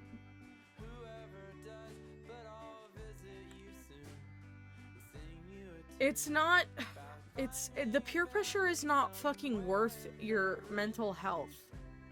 And people will pretend. People will sit there and pretend like, no, weed doesn't change your entire personality and make you a fucking loser.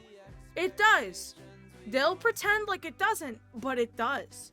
It makes you a self-absorbed, apathetic loser who can't ever deal with any fucking situations, and if you do, you get fucking unreasonably mad when you're sober.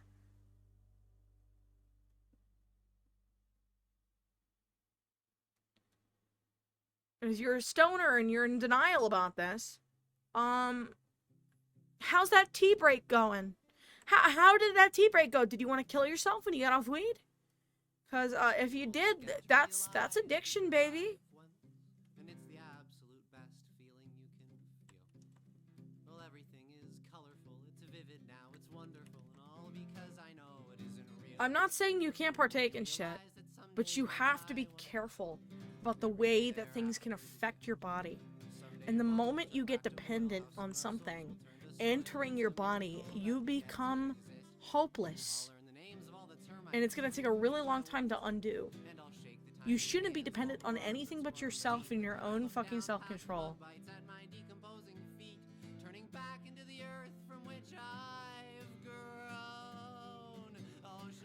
Whisper to me, darling, welcome home. Fuck, I love this song. We're gonna listen to this. You guys wanna cry? We're gonna listen to this.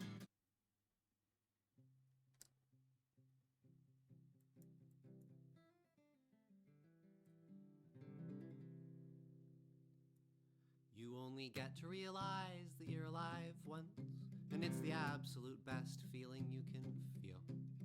Well, everything is colorful, it's vivid now, it's wonderful, and all because I know it isn't real. You only realize that someday you will die once, and every day thereafter is a gift. Someday your bones turn back to oil, how soon our souls will turn to soil. It's a miracle that we get to exist. I'll learn the names of all the termites that eat my wooden teeth, and I'll shake the tiny hands of all the worms that squirm beneath. And when I look down past the bug bites at my decomposing feet, turning back into the earth from which I've grown, oh, she'll whisper to me, darling, welcome home.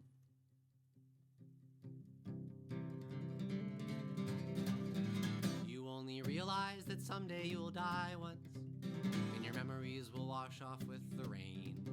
All your history and all you feel and all you see, it's only real in the organic matter of your brain. You only get to realize that you're alive once, and somehow that day feels like the first. First you grow and then decay, the breeze will blow your bones away. Don't wait till then to realize what they're worth.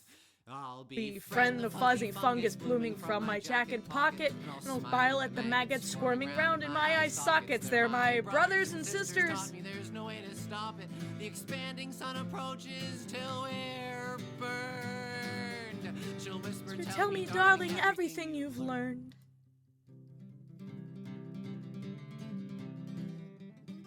You only get to realize that you're alive once, and it's the absolute best feeling you can feel. Such Silly thoughts keep us awake. The important things are not at stake. I don't lose sleep because I know I'm not real. So I say, let the angry bugs in my intestines wage their wars, and I'll watch the hungry beetles pick the scabs and peel the scars. And when I look back at this planet from the void between the stars, in the arms of some celestial source of time, she'll show me everything was bound to turn out fine. That is like my favorite song on the planet.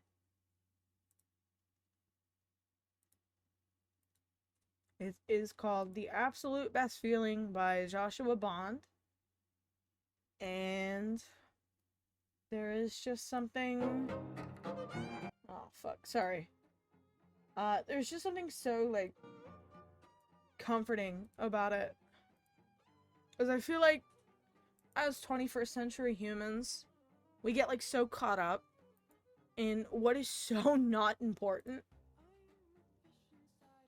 Which in itself is so human. That we get so distracted from our own mortality that we lose touch with everything. But like, I think it's really important, you know, to like kind of have a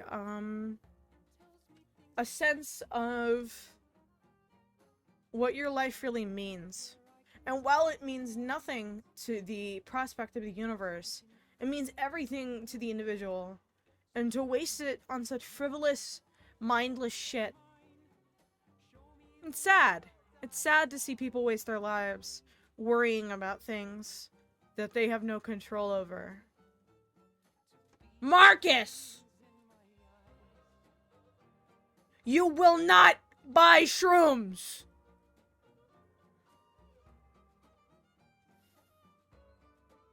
They will wreck and rot your brain. You will not buy shrooms. They will wreck and rot your brain. What are you not going to do? And I mean this from a place of deep concern. As someone who has partaken. I know it seems very enticing. However, I can 100% affirm to you that if you do shrooms, you will not be better. And they are not fun for the mentally ill. They are for neurotypical college boys whose worst problem is that mommy and daddy didn't give them food for fucking Zaxby's. On the campus. That is what shrooms are for. They aren't for you, King. You will literally have a mental breakdown.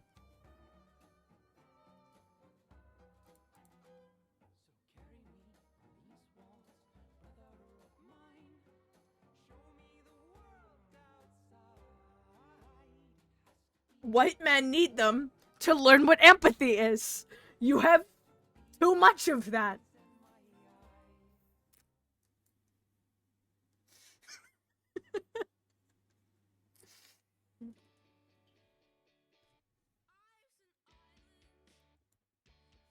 I love you.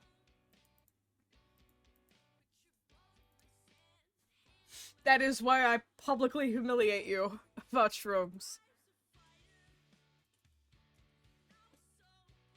But if you do take them and you need help, please let me know.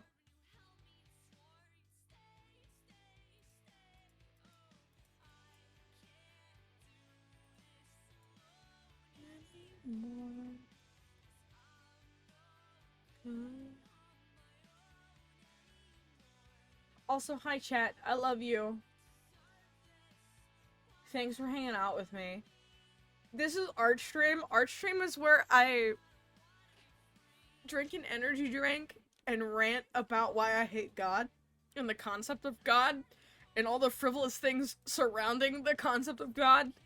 And then I smoke a lot of weed. So, like, it's just an average fucking day. Because this is just what I do. How do I like my coffee? Black, little sugar. Well, if it's hot, black, a little sugar. If it's iced, I like the whole iced coffee with little caramel drizzle. Yeah, I like my hot coffee really basic. I like my cold coffee with all the bells and whistles. I'm so emo? No, bro. I just how I always drank it. Fucking my uncle used to just give me black coffee. He was like, "Here you go, kid." I was like fucking 8 years old drinking black coffee. Like, shut up. Listen, we had that phase, PB, okay? We had that phase and we grew up. Somebody we both know is going through that phase right now. And it sure as fuck isn't me.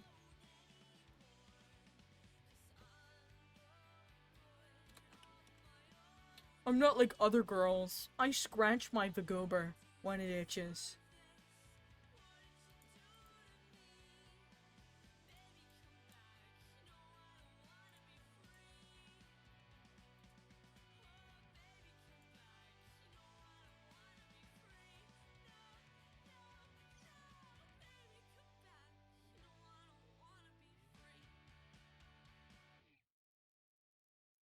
This looks good.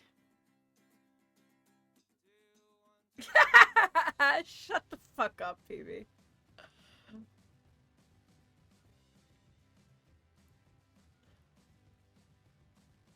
I said what I said. I said, I'm not the one you have to worry about being a quirk master.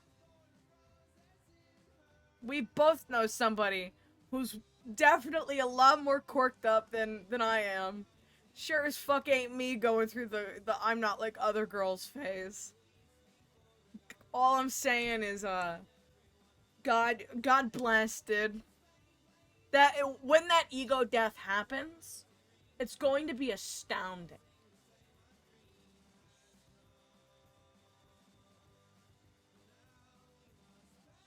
That's all I gotta say.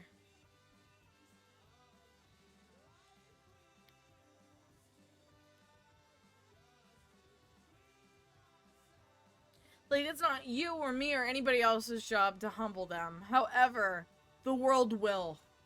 And that ego death will be fucking insane.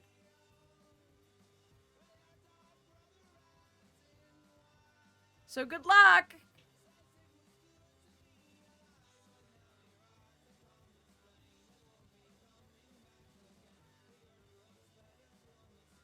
I have a theory that we all need to be chronically humbled at least once in our lives to really, like, experience how to be good fucking human beings. I mean that shit. I believe in that so heavily. I believe in the dream of learning how to be humble.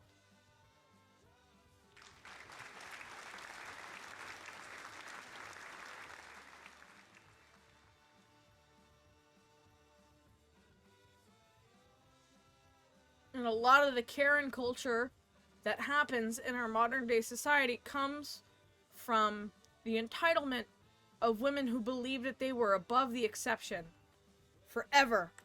And then they learned they weren't. Which is fucking tragic for them.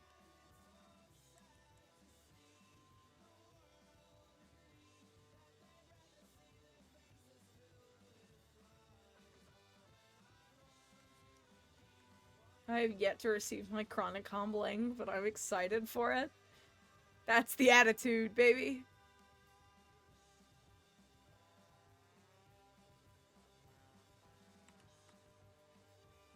You never know when it's gonna happen or how it's gonna happen. But, you need to be kicked in the shins a million times over to learn how to become a better human. That's just the vibe. You can only improve as much as your brain allows you to. Because if your brain is constantly telling you that you're already the best version of yourself, you are never going to grow. And whether that comes from low self-esteem, or thoughts of grandeur, or thoughts of delusion, it's really important. It's really important to always remain open-minded and excited to grow.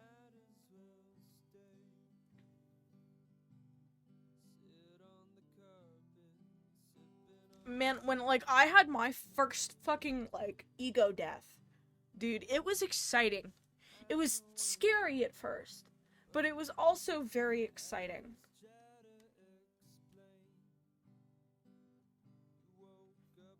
Because for the first time in a very long time, I felt like I had control over my own actions. You know, like, I felt like I had control over the direction in which I was taking my life. And as somebody who grew up with very little direction in their own life for a very long time, it was a scary idea to give myself up to the idea that I could be different if I, like, stopped protecting myself.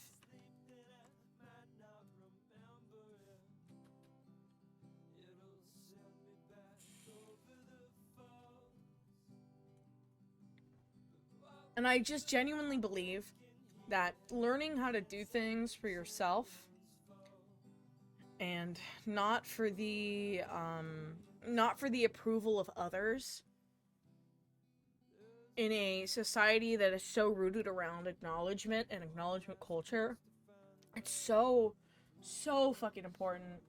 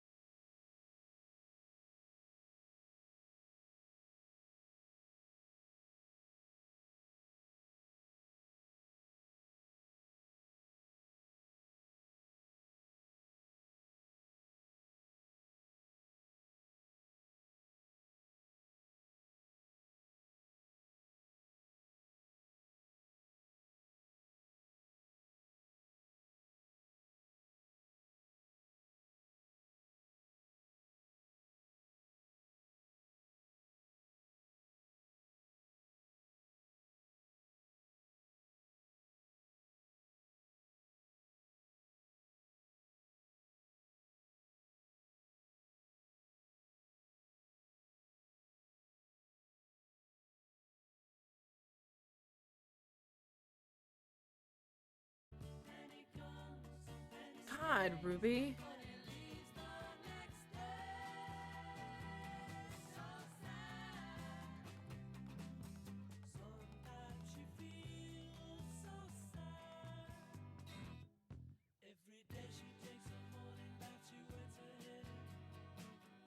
All around her and he's heading for the bedroom chair. It's just another day.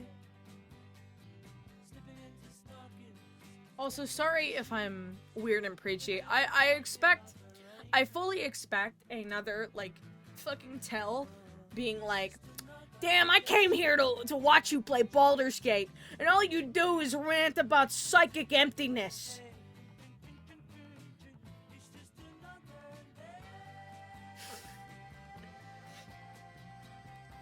Which I can promptly say, you know, tough titty, but still a little funny.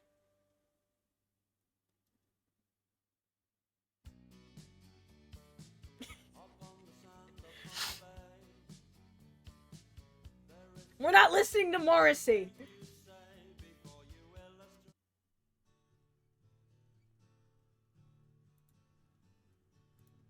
Sorry you had to see that side of me, chat. Sorry you had to see that deep evil demon.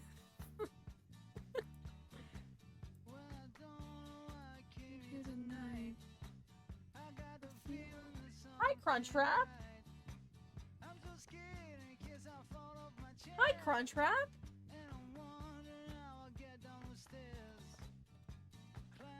To the left of me, jokers. To the right, here I am, stuck in the middle with you.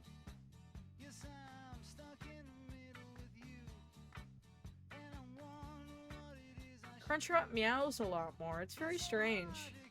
I'm so not used to her, like, meowing like that. All over the place. Clowns to the left of me, jokers to the right, here I am, stuck in the middle with you.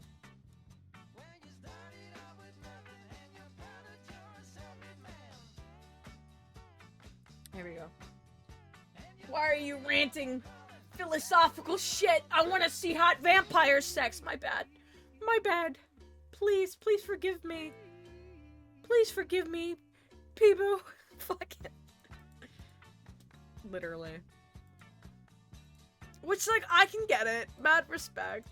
The vampire sex is a pretty, fucking awesome thing to be excited about. I get it. You know, like, Astarion's hot, whatever. Fucking loser.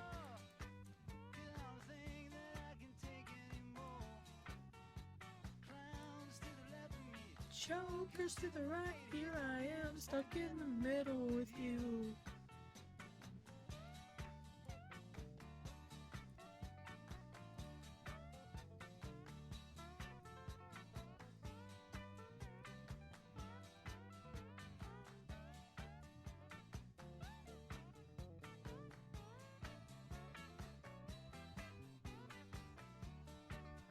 Yeah.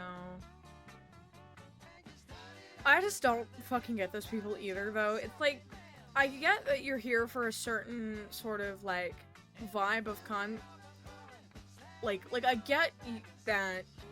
God, can I fucking speak, dude? I get kind of, like, being here and expecting a certain vibe. But why would you be here if you didn't embrace the whole vibe, you know? Because, personally, I feel like the vibe is pretty good. I think, correct me if I'm wrong and the vibe is actually Dookie AIDS and I'm brain dead, but I think the fucking philosophical homeless rambling is insightful in some way.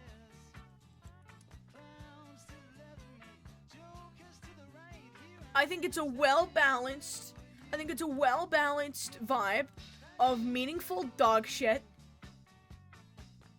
and less meaningful gay vampire sex, you know? Like, I think we can have it all and fucking have our cake and eat it too, you know?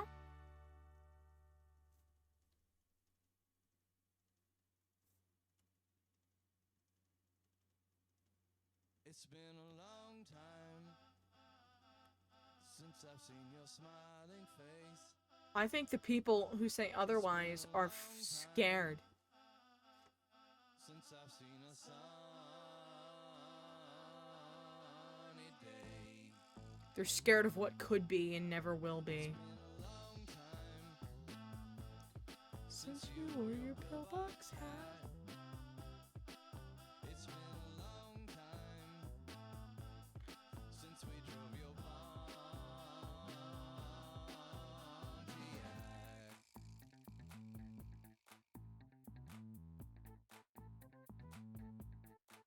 It's been a long There we go. since you gave me butterflies.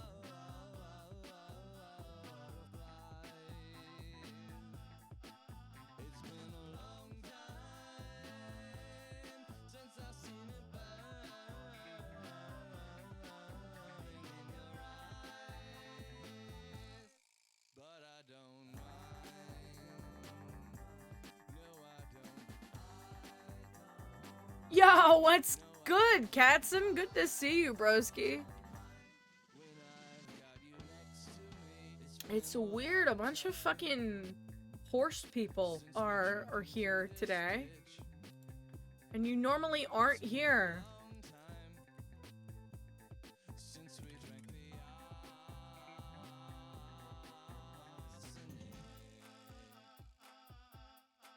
It's been a long time since we've been inside. Bro is procrastinating. We love to see it. What are you procrastinating? Actually, we don't love to see it. Procrastinating sucks, but always good to see you, my good friend. No one knows this character. It's okay. This guy came out of the fucking basement of my fucking head. And he hasn't been out to see the light of day in a very long time. A very, very long time. But now he's out and he's seeing the light of day. Which is like good for him. He's playing the guitar at Barbie. Yeah, I wanna push you around. I do. Yeah, I do. Fucking real as shit.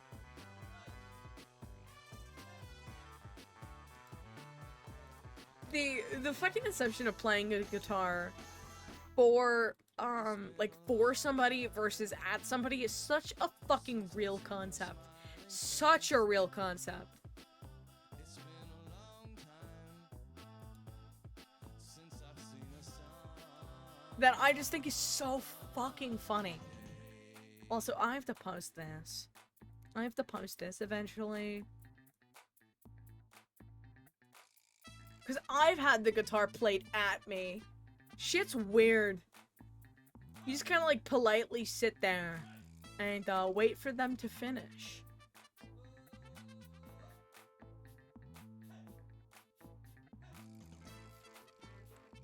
It's like, oh, that's awkward.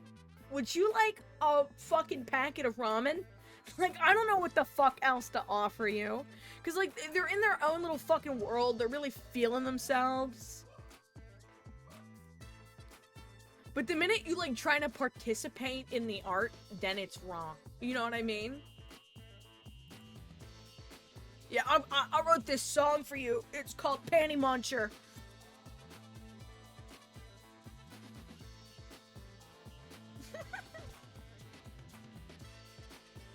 When they rap at you! Yeah, yeah.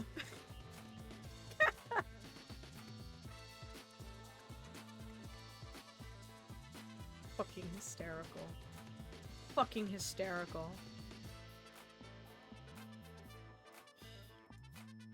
Like, thanks, King. I precisely did. I don't even need to tell you, bruh.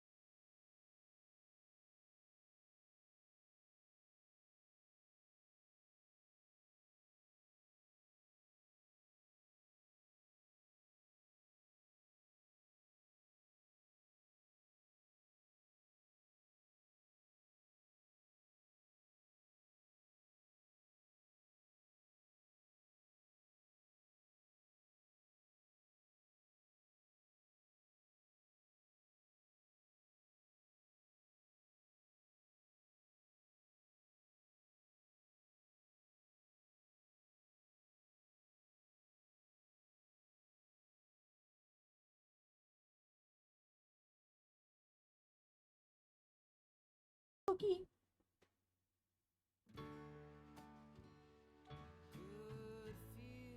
I love the Violet Femmes. God.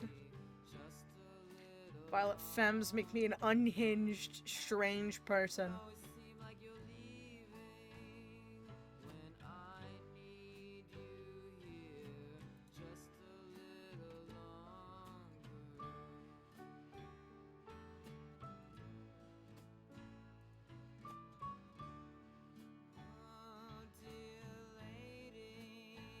Fucking, also, it's good to see anybody who hasn't been here in a while. Welcome back to the channel if you have been not around. Fucking hope you come back sometime. Don't be a stranger.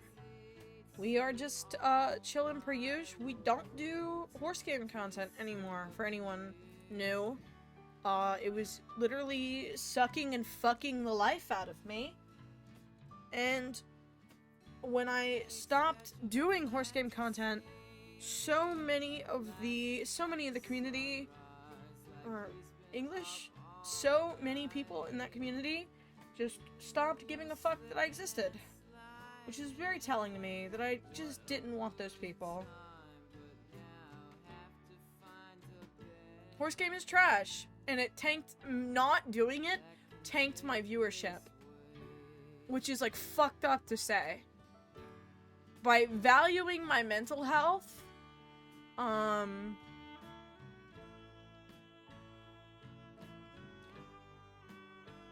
I quite literally tanked my viewership. And I'm going through a weird transitionary period.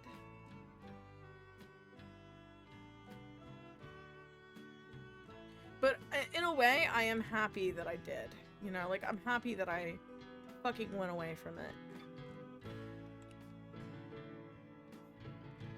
Because while we've gotten some very wonderful people, like hundreds and hundreds of wonderful new people from it, it was also overtly fucking trash.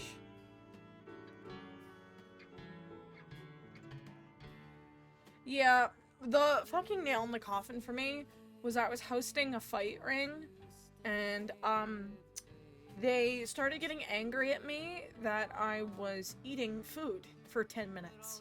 That I needed to stop after a 6-hour, like, commentary, and I needed to fucking eat food.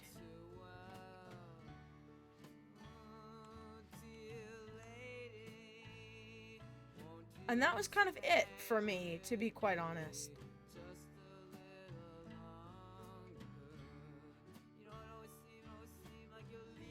And the problem is that was my basis for new people, and there were so many normal people amidst the new people, you know, like, amidst all of the chronically online, hyper fetishization, autism people that were like, yippee, yippee, yippee, I cannot, you know, Komaida. There was an audience of really based individuals that I had managed to meet and tap into, such as, for example, Tula and PB, and a whole bunch of fucking people. So, like, it makes me sad that I might be missing out on more of those people by not doing that content. However, I know it's what I must do in order to, remain literally, not insane.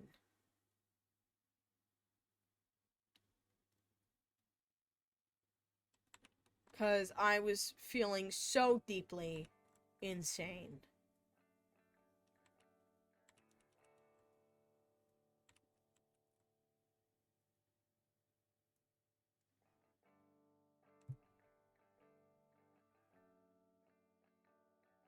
The fuck?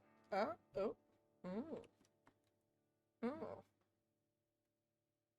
Oh.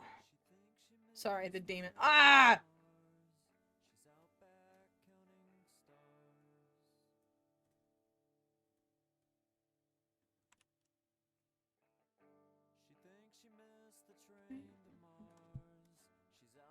For real.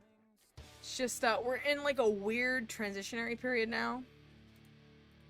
Where, all of these people come in and they're like, I love the horse game, Daisy! And it's like, cool! I'm streaming Baldur's Gate! Shut the fuck up! Like, going insane.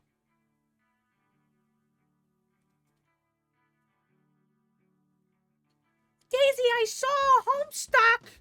I saw a Homestuck on the game, Daisy! I don't fucking care! When we play Baldur's Gate next? Fucking, I don't know, probably tomorrow.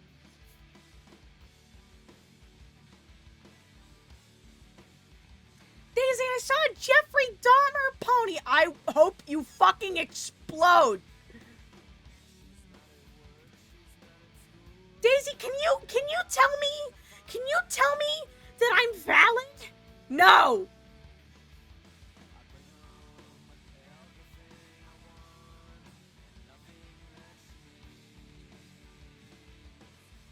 Your inherent worth should not be fucking decided by a fucking greasy-headed white woman on the internet. Go outside!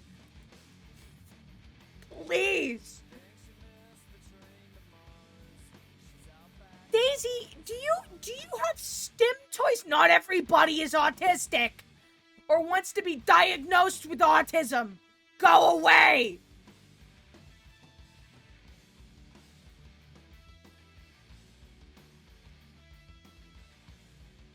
The fact you can't be neurodivergent without aestheticizing fucking autism makes me insane!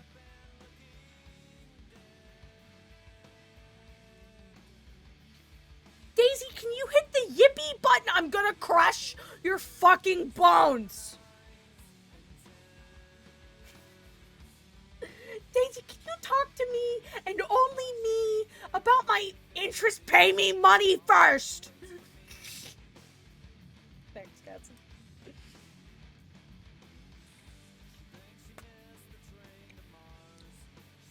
Shit drives me fucking nuts.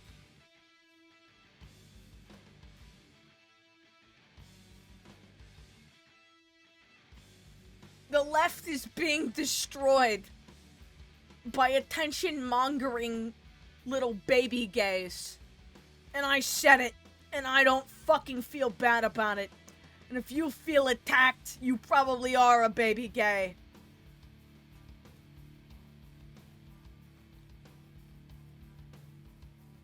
Some of you fucking people make it insufferable to exist. 'Cause being leftist doesn't mean you fucking make a million people walk around on fucking eggshells for the sake of your own performative activism. It means that you fucking care about human rights enough to not fucking play Genshin Impact.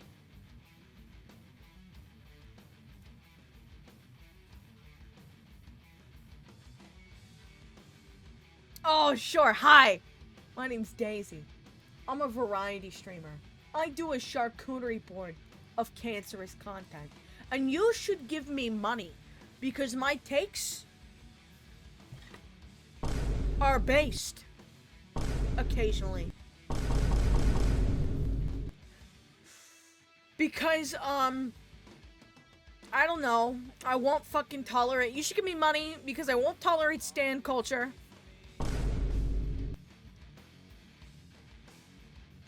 I fucking hate chronically online Twitter users.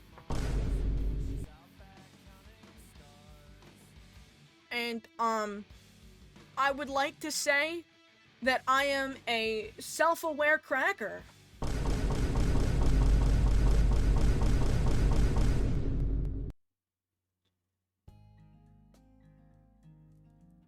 And you don't find many of those. No, you think you do normally, and then they say some weird shit, and you're like, oh, okay. Maybe I have yet to have that opinion be uncovered. We'll find out. But when that time comes, my ears and asshole will be open. Unless it's criticism coming from a Genshin Impact user, then I need you to just log out. I will accept criticism from anybody except the following. Genshin Impact player. Sexist trans man.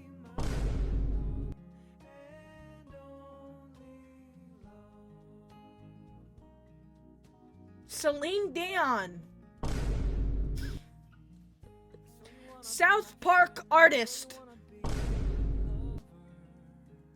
Rick and Morty fan.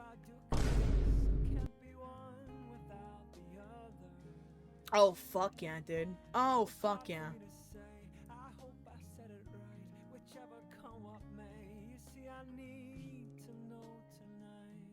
Unfortunately, yes.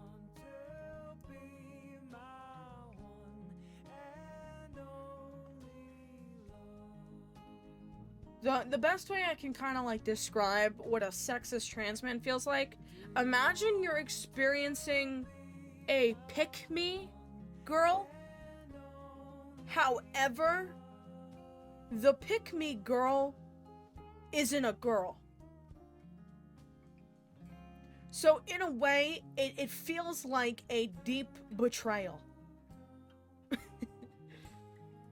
Because it's somebody weaponizing sexism and toxic masculinity as a means to feel more secure within themselves.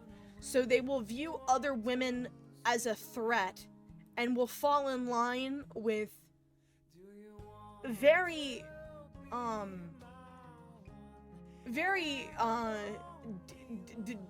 degradative tendencies of other men because they are trying to get the acceptance of other men. Because that is how they believe they will pass in cis society, which is just fucking so sad to me. That shit is so fucking sad, dude. You don't have to fucking beat on women or treat women like shit to fucking trans man leafies. Precisely. A lot of them are very, Calvin Guerra coded.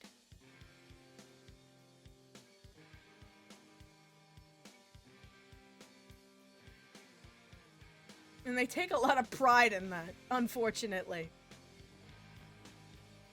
They also believe because they're trans they can't be sexist, which unfortunately is kind of weird logic.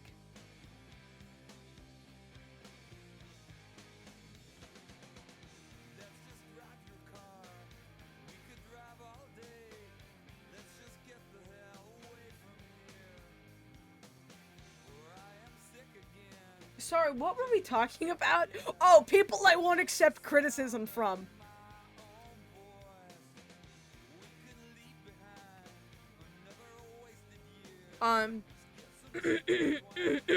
Sam Hyde.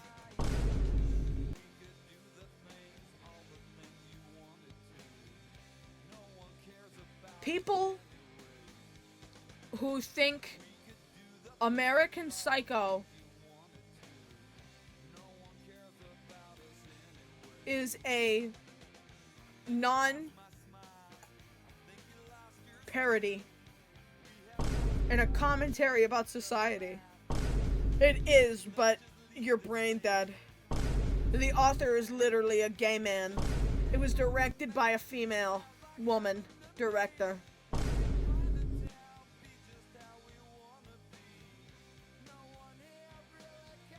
Your favorite piece of media for Alpha Chad bigotry was made by a gay man. Patrick Bateman is closeted.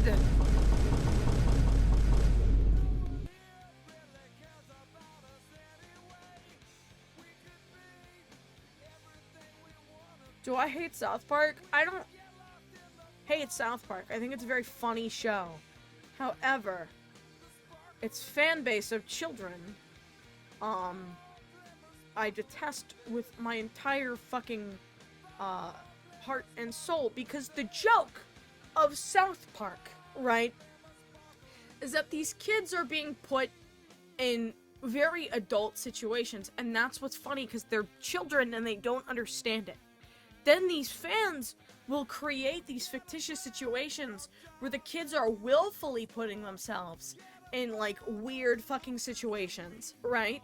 And they're willfully participating in drug culture and, like, all of this shit, and it's not funny because it's just, they're just being used as a prop to project weird fantasies of young children doing weird shit. It's not as effective because there's no commentary with an entire episode behind it. It's just somebody using 8-year-old children, aging them up, and then having them fuck each other. Like, you can see how that's weird.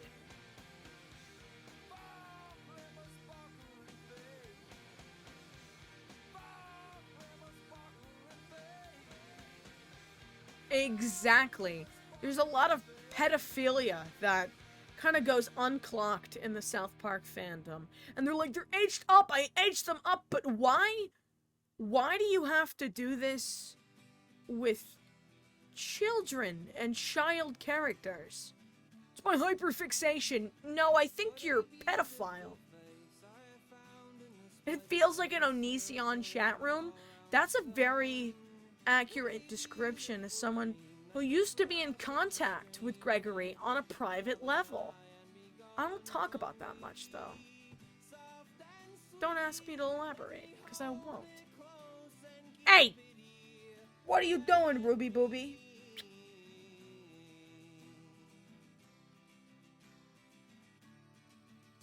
Randy, oh, that fucking person needs psychiatric help.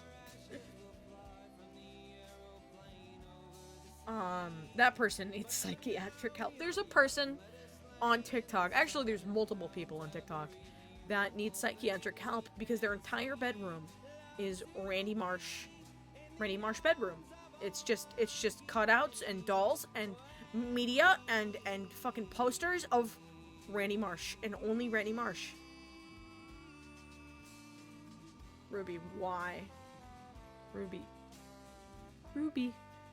No, Bubba. No, Bubba. No, Bubba.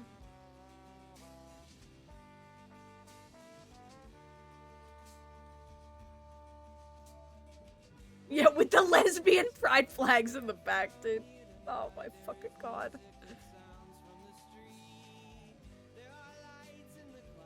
It's funny, but you have to understand that, like, even if it's ironic, there's a level of the irony that doesn't register because of how much fucking effort you have to put in to get to that point. Right? So, like, that person had to physically go out of their way to fucking have this ironic obsession for a bit. That is mentally unwell behavior. Normal people will not go above and beyond to do such a bit.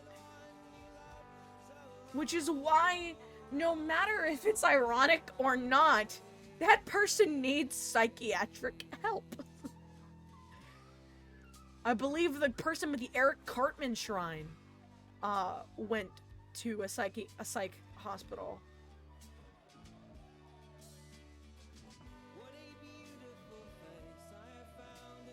Places circling all around the city.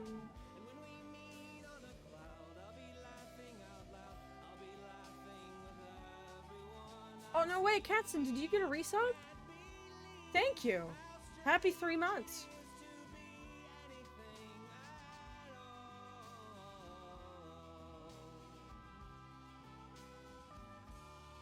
Yeah, can I tell you guys something groundbreaking that I found out? Did you know that our brains scientifically do not process? They scientifically do not process irony. They are incapable of processing irony. So what does this mean? It means that every time you ironically joke about something, your brain is slowly conditioning you to believe that you genuinely unironically enjoy it, because our brains are not wired to understand irony. Irony is a social construct created by a humor movement, correct? So those fucking people back in 2020 that all joked about liking piss and feet ended up liking piss and feet. All of those people that make racist jokes under the guise of irony, they are just conditioning their brain with affirmations to rewire the way they're thinking. They are actually becoming racist. That I meet my match in a parking lot outside the pumpkin patch. With your Because when you are guiding something under the guise of a joke, and somebody says, hey man, that kind of comes off a certain way, you can immediately discredit it as irony. When in reality, irony is an incredibly subjective thing, even to our brains, which don't fucking process it. Which means all of those racist jokes, those kink jokes, those are actually softcore affirmations that your brain is doing to slowly align with those thoughts. Whether or not you believe that you have full control over the way that you're fucking, that you have full capability and culpability, that you aren't going to turn out the way that you are actively joking, you have no control over that because your brain physically cannot process irony. Ruby. Ruby booby, please, baby. No, no, no. That's fine. For example, like all of those kids that were like shown like Spider-Man Elsa videos. Yeah, there you go.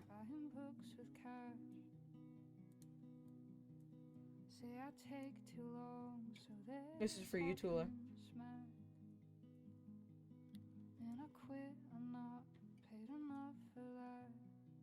But like, it's heartbreaking that people will justify weird humor and shit as irony, but then just completely fall victim to the mentality of their humor. And you'll notice when those people are criticized for their humor, they're always like, it's just a joke, it's just a joke, it's just a joke. But then it begins to feel less and less like a joke. And you wonder, why does it feel less and less like a joke? Because their brain is softcore internalizing what they're saying.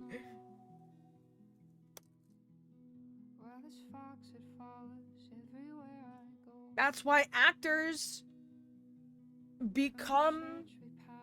That's why actors will, like, become their characters and things like that. I need a bang trim.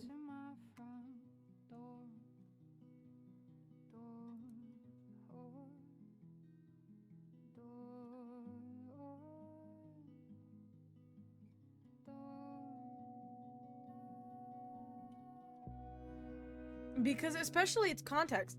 If you're joking with friends and you say some racist shit and they all know that you're not actually racist and you're just saying it for the meme, that's a completely different context than you making a racist joke and the people around you have no idea that you're doing this ironically. And then you want to go, guys, it was just ironic. Who are you being ironic to? Who are you being ironic for?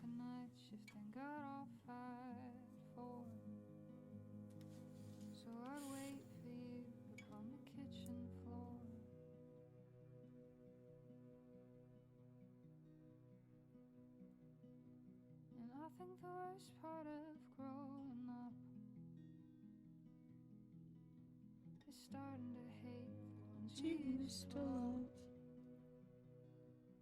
And you sit there staring in the dining room. We're gonna listen to this. You guys ready? Try to love them, but Whenever you're ready. We're gonna listen to this. It's called Tangerine.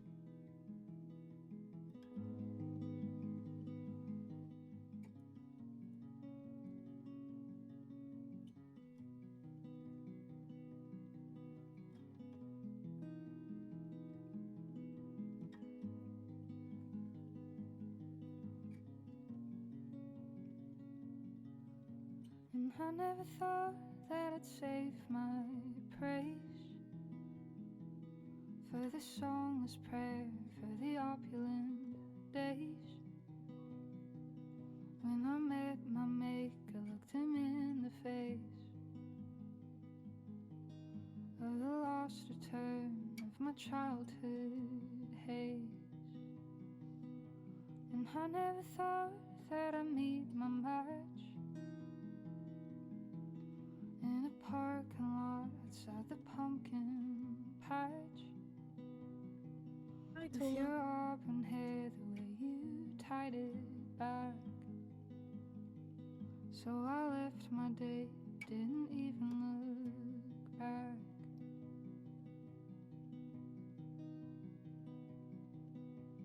Never believed anything I was told, 'cause my mother left when I was 12 years old. And I slept outside under the old orange grove, eating tangerines for a sunken soul. Soul, soul, soul.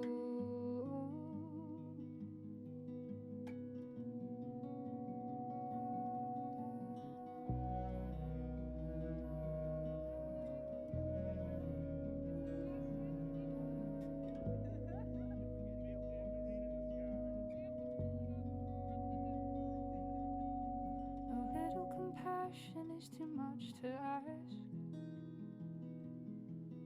of the old white man buying books with cash. Say I take too long, so they're talking smack. And I quit, I'm not paid enough for that. 'Cause I spent my whole life thinking I was wrong, for questioning things, for writing songs, for forgetting choreography I was shown, for feeling the things that I've always known. And there's so much that I'll never know. While this fox, it follows everywhere I go. From the church we pass into the grocery store. Even when I ask you, it's in my front door. Door, door, door, door.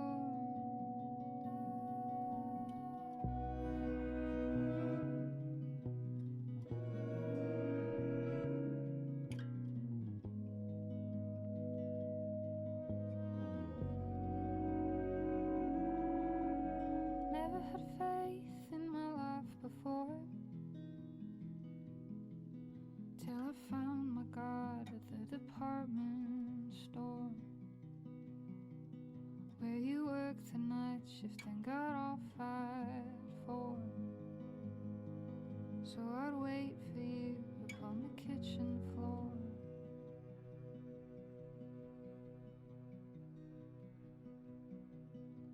And I think the worst part of growing up is starting to hate the ones you used to love. And you sit there staring in the dining room, and you try to love them, but they hate you too. And you try to hate them, but they love you too. Oh, oh, oh,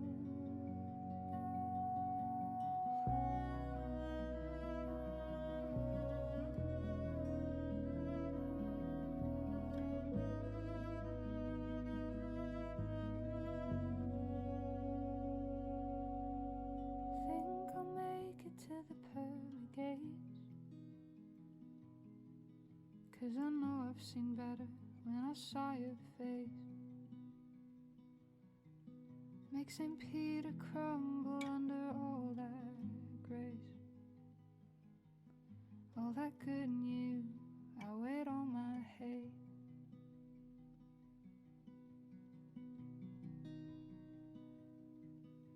Yeah, I think I'll leave, now it's time to go. 'Cause I've slept in this grave about a month or so. And if I don't leave now, then I'll never go. I'll eat tangerines in my newfound home.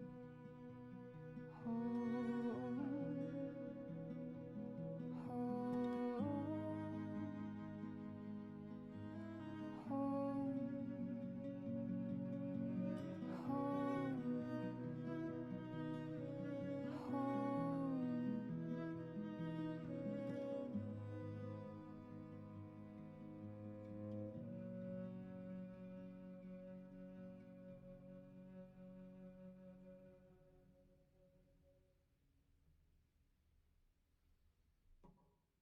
That shit fucks me up, chat. That song fucks me up.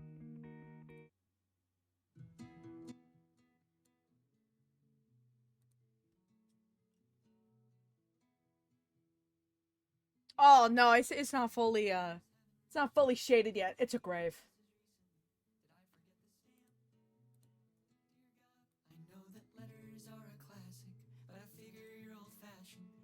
I just haven't finished. I haven't finished it yet.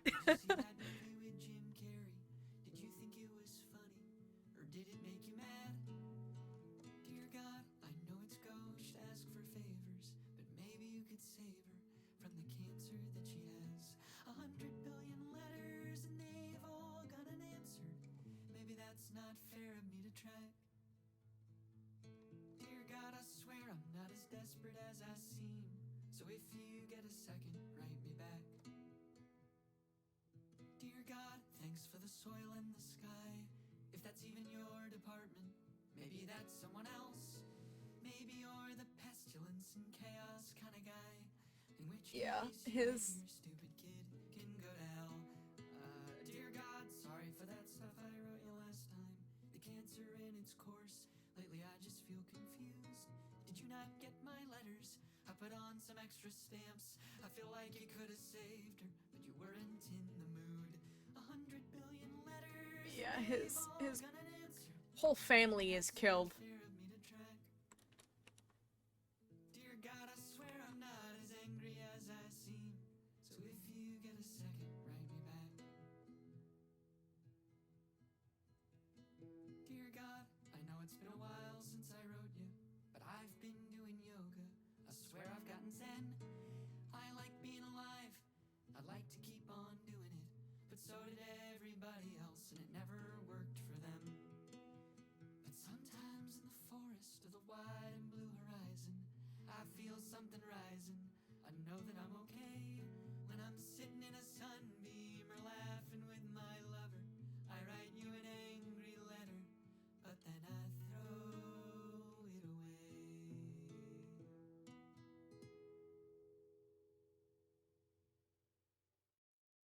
No.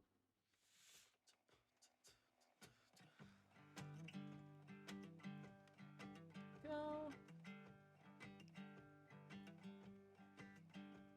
I've been digging through the sand, filling my bucket up with things that might be gold. And the skin on both my hands is rubbing raw, and the numbness is the only thing between me and Alright, the there we go. cold. Yep. I think we're gonna end really soon. We've been going about 4.5 hours here. Somewhere out among the blue, I ain't lonely. Got the beachcomber blues. I got the beachcomber blues.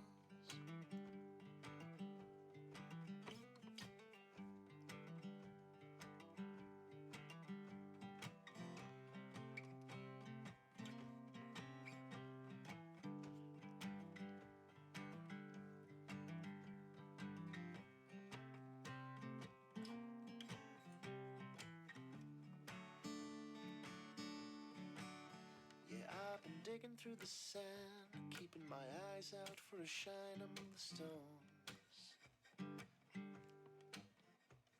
The clouds are turning black, and I don't need to be a sailor to know how hard the west wind blows. But I ain't going home until I find something perfect for you. Worthy isn't good enough, only the best will do. I ain't lonely. I got the beachcomber blues. the beachcomber blues. I got the beachcomber blues.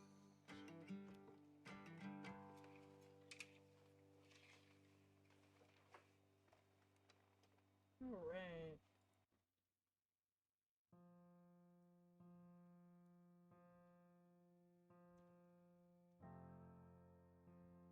Open that card.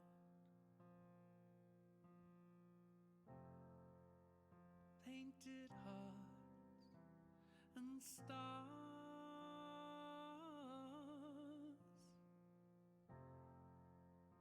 I don't know where you are. Looks like crime cases. Yeah, that'd be cool. So listen to your heart.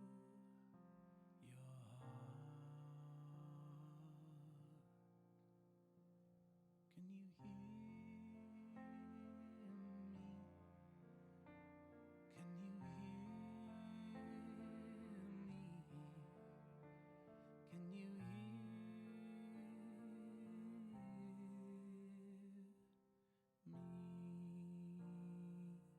So fucking real, dude. That is a lot for a degree. You might as well fucking put some use to it if you don't get an in major job. Wind blows salt on my skin.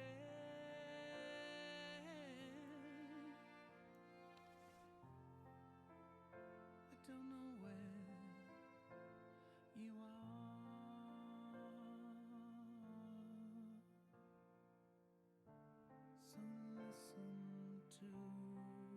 to. Yeah, police forces AIDS. Go. Can you hear? Fun fact, chat. This song was written about my mother. Can you hear? Allegedly. Can you hear me?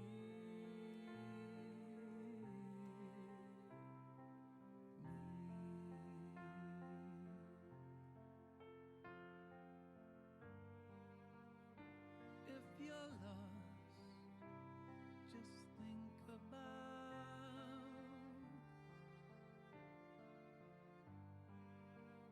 all the love Can you hear me? Damian inside your Wilson. soul.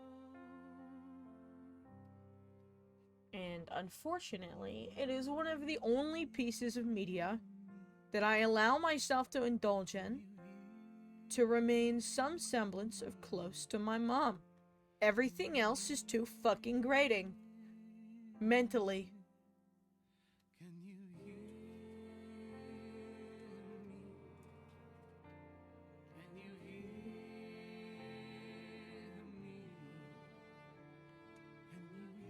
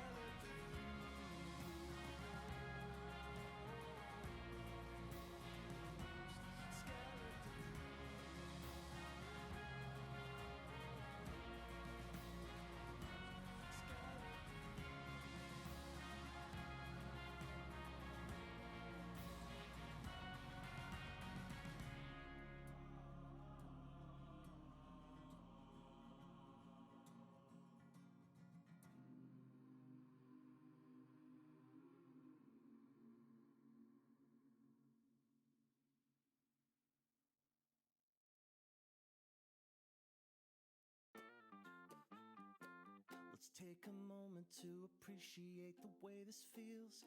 We won't come back this way again. Alright. It's hard to tell for sure which elements of this are real and which are chemically enhanced. I'm Pretty certain that I'm here because I wanna be. But it's not easy to tell what I want from what I need. This fucking sickness is disintegrating all of me, and soon I will be nothing more than a puddle on the living room floor. no longer capable of rational thought, just a stomach and a jumble of nuts. Alright. I had something to say, but I've forgotten how to say the simplest words.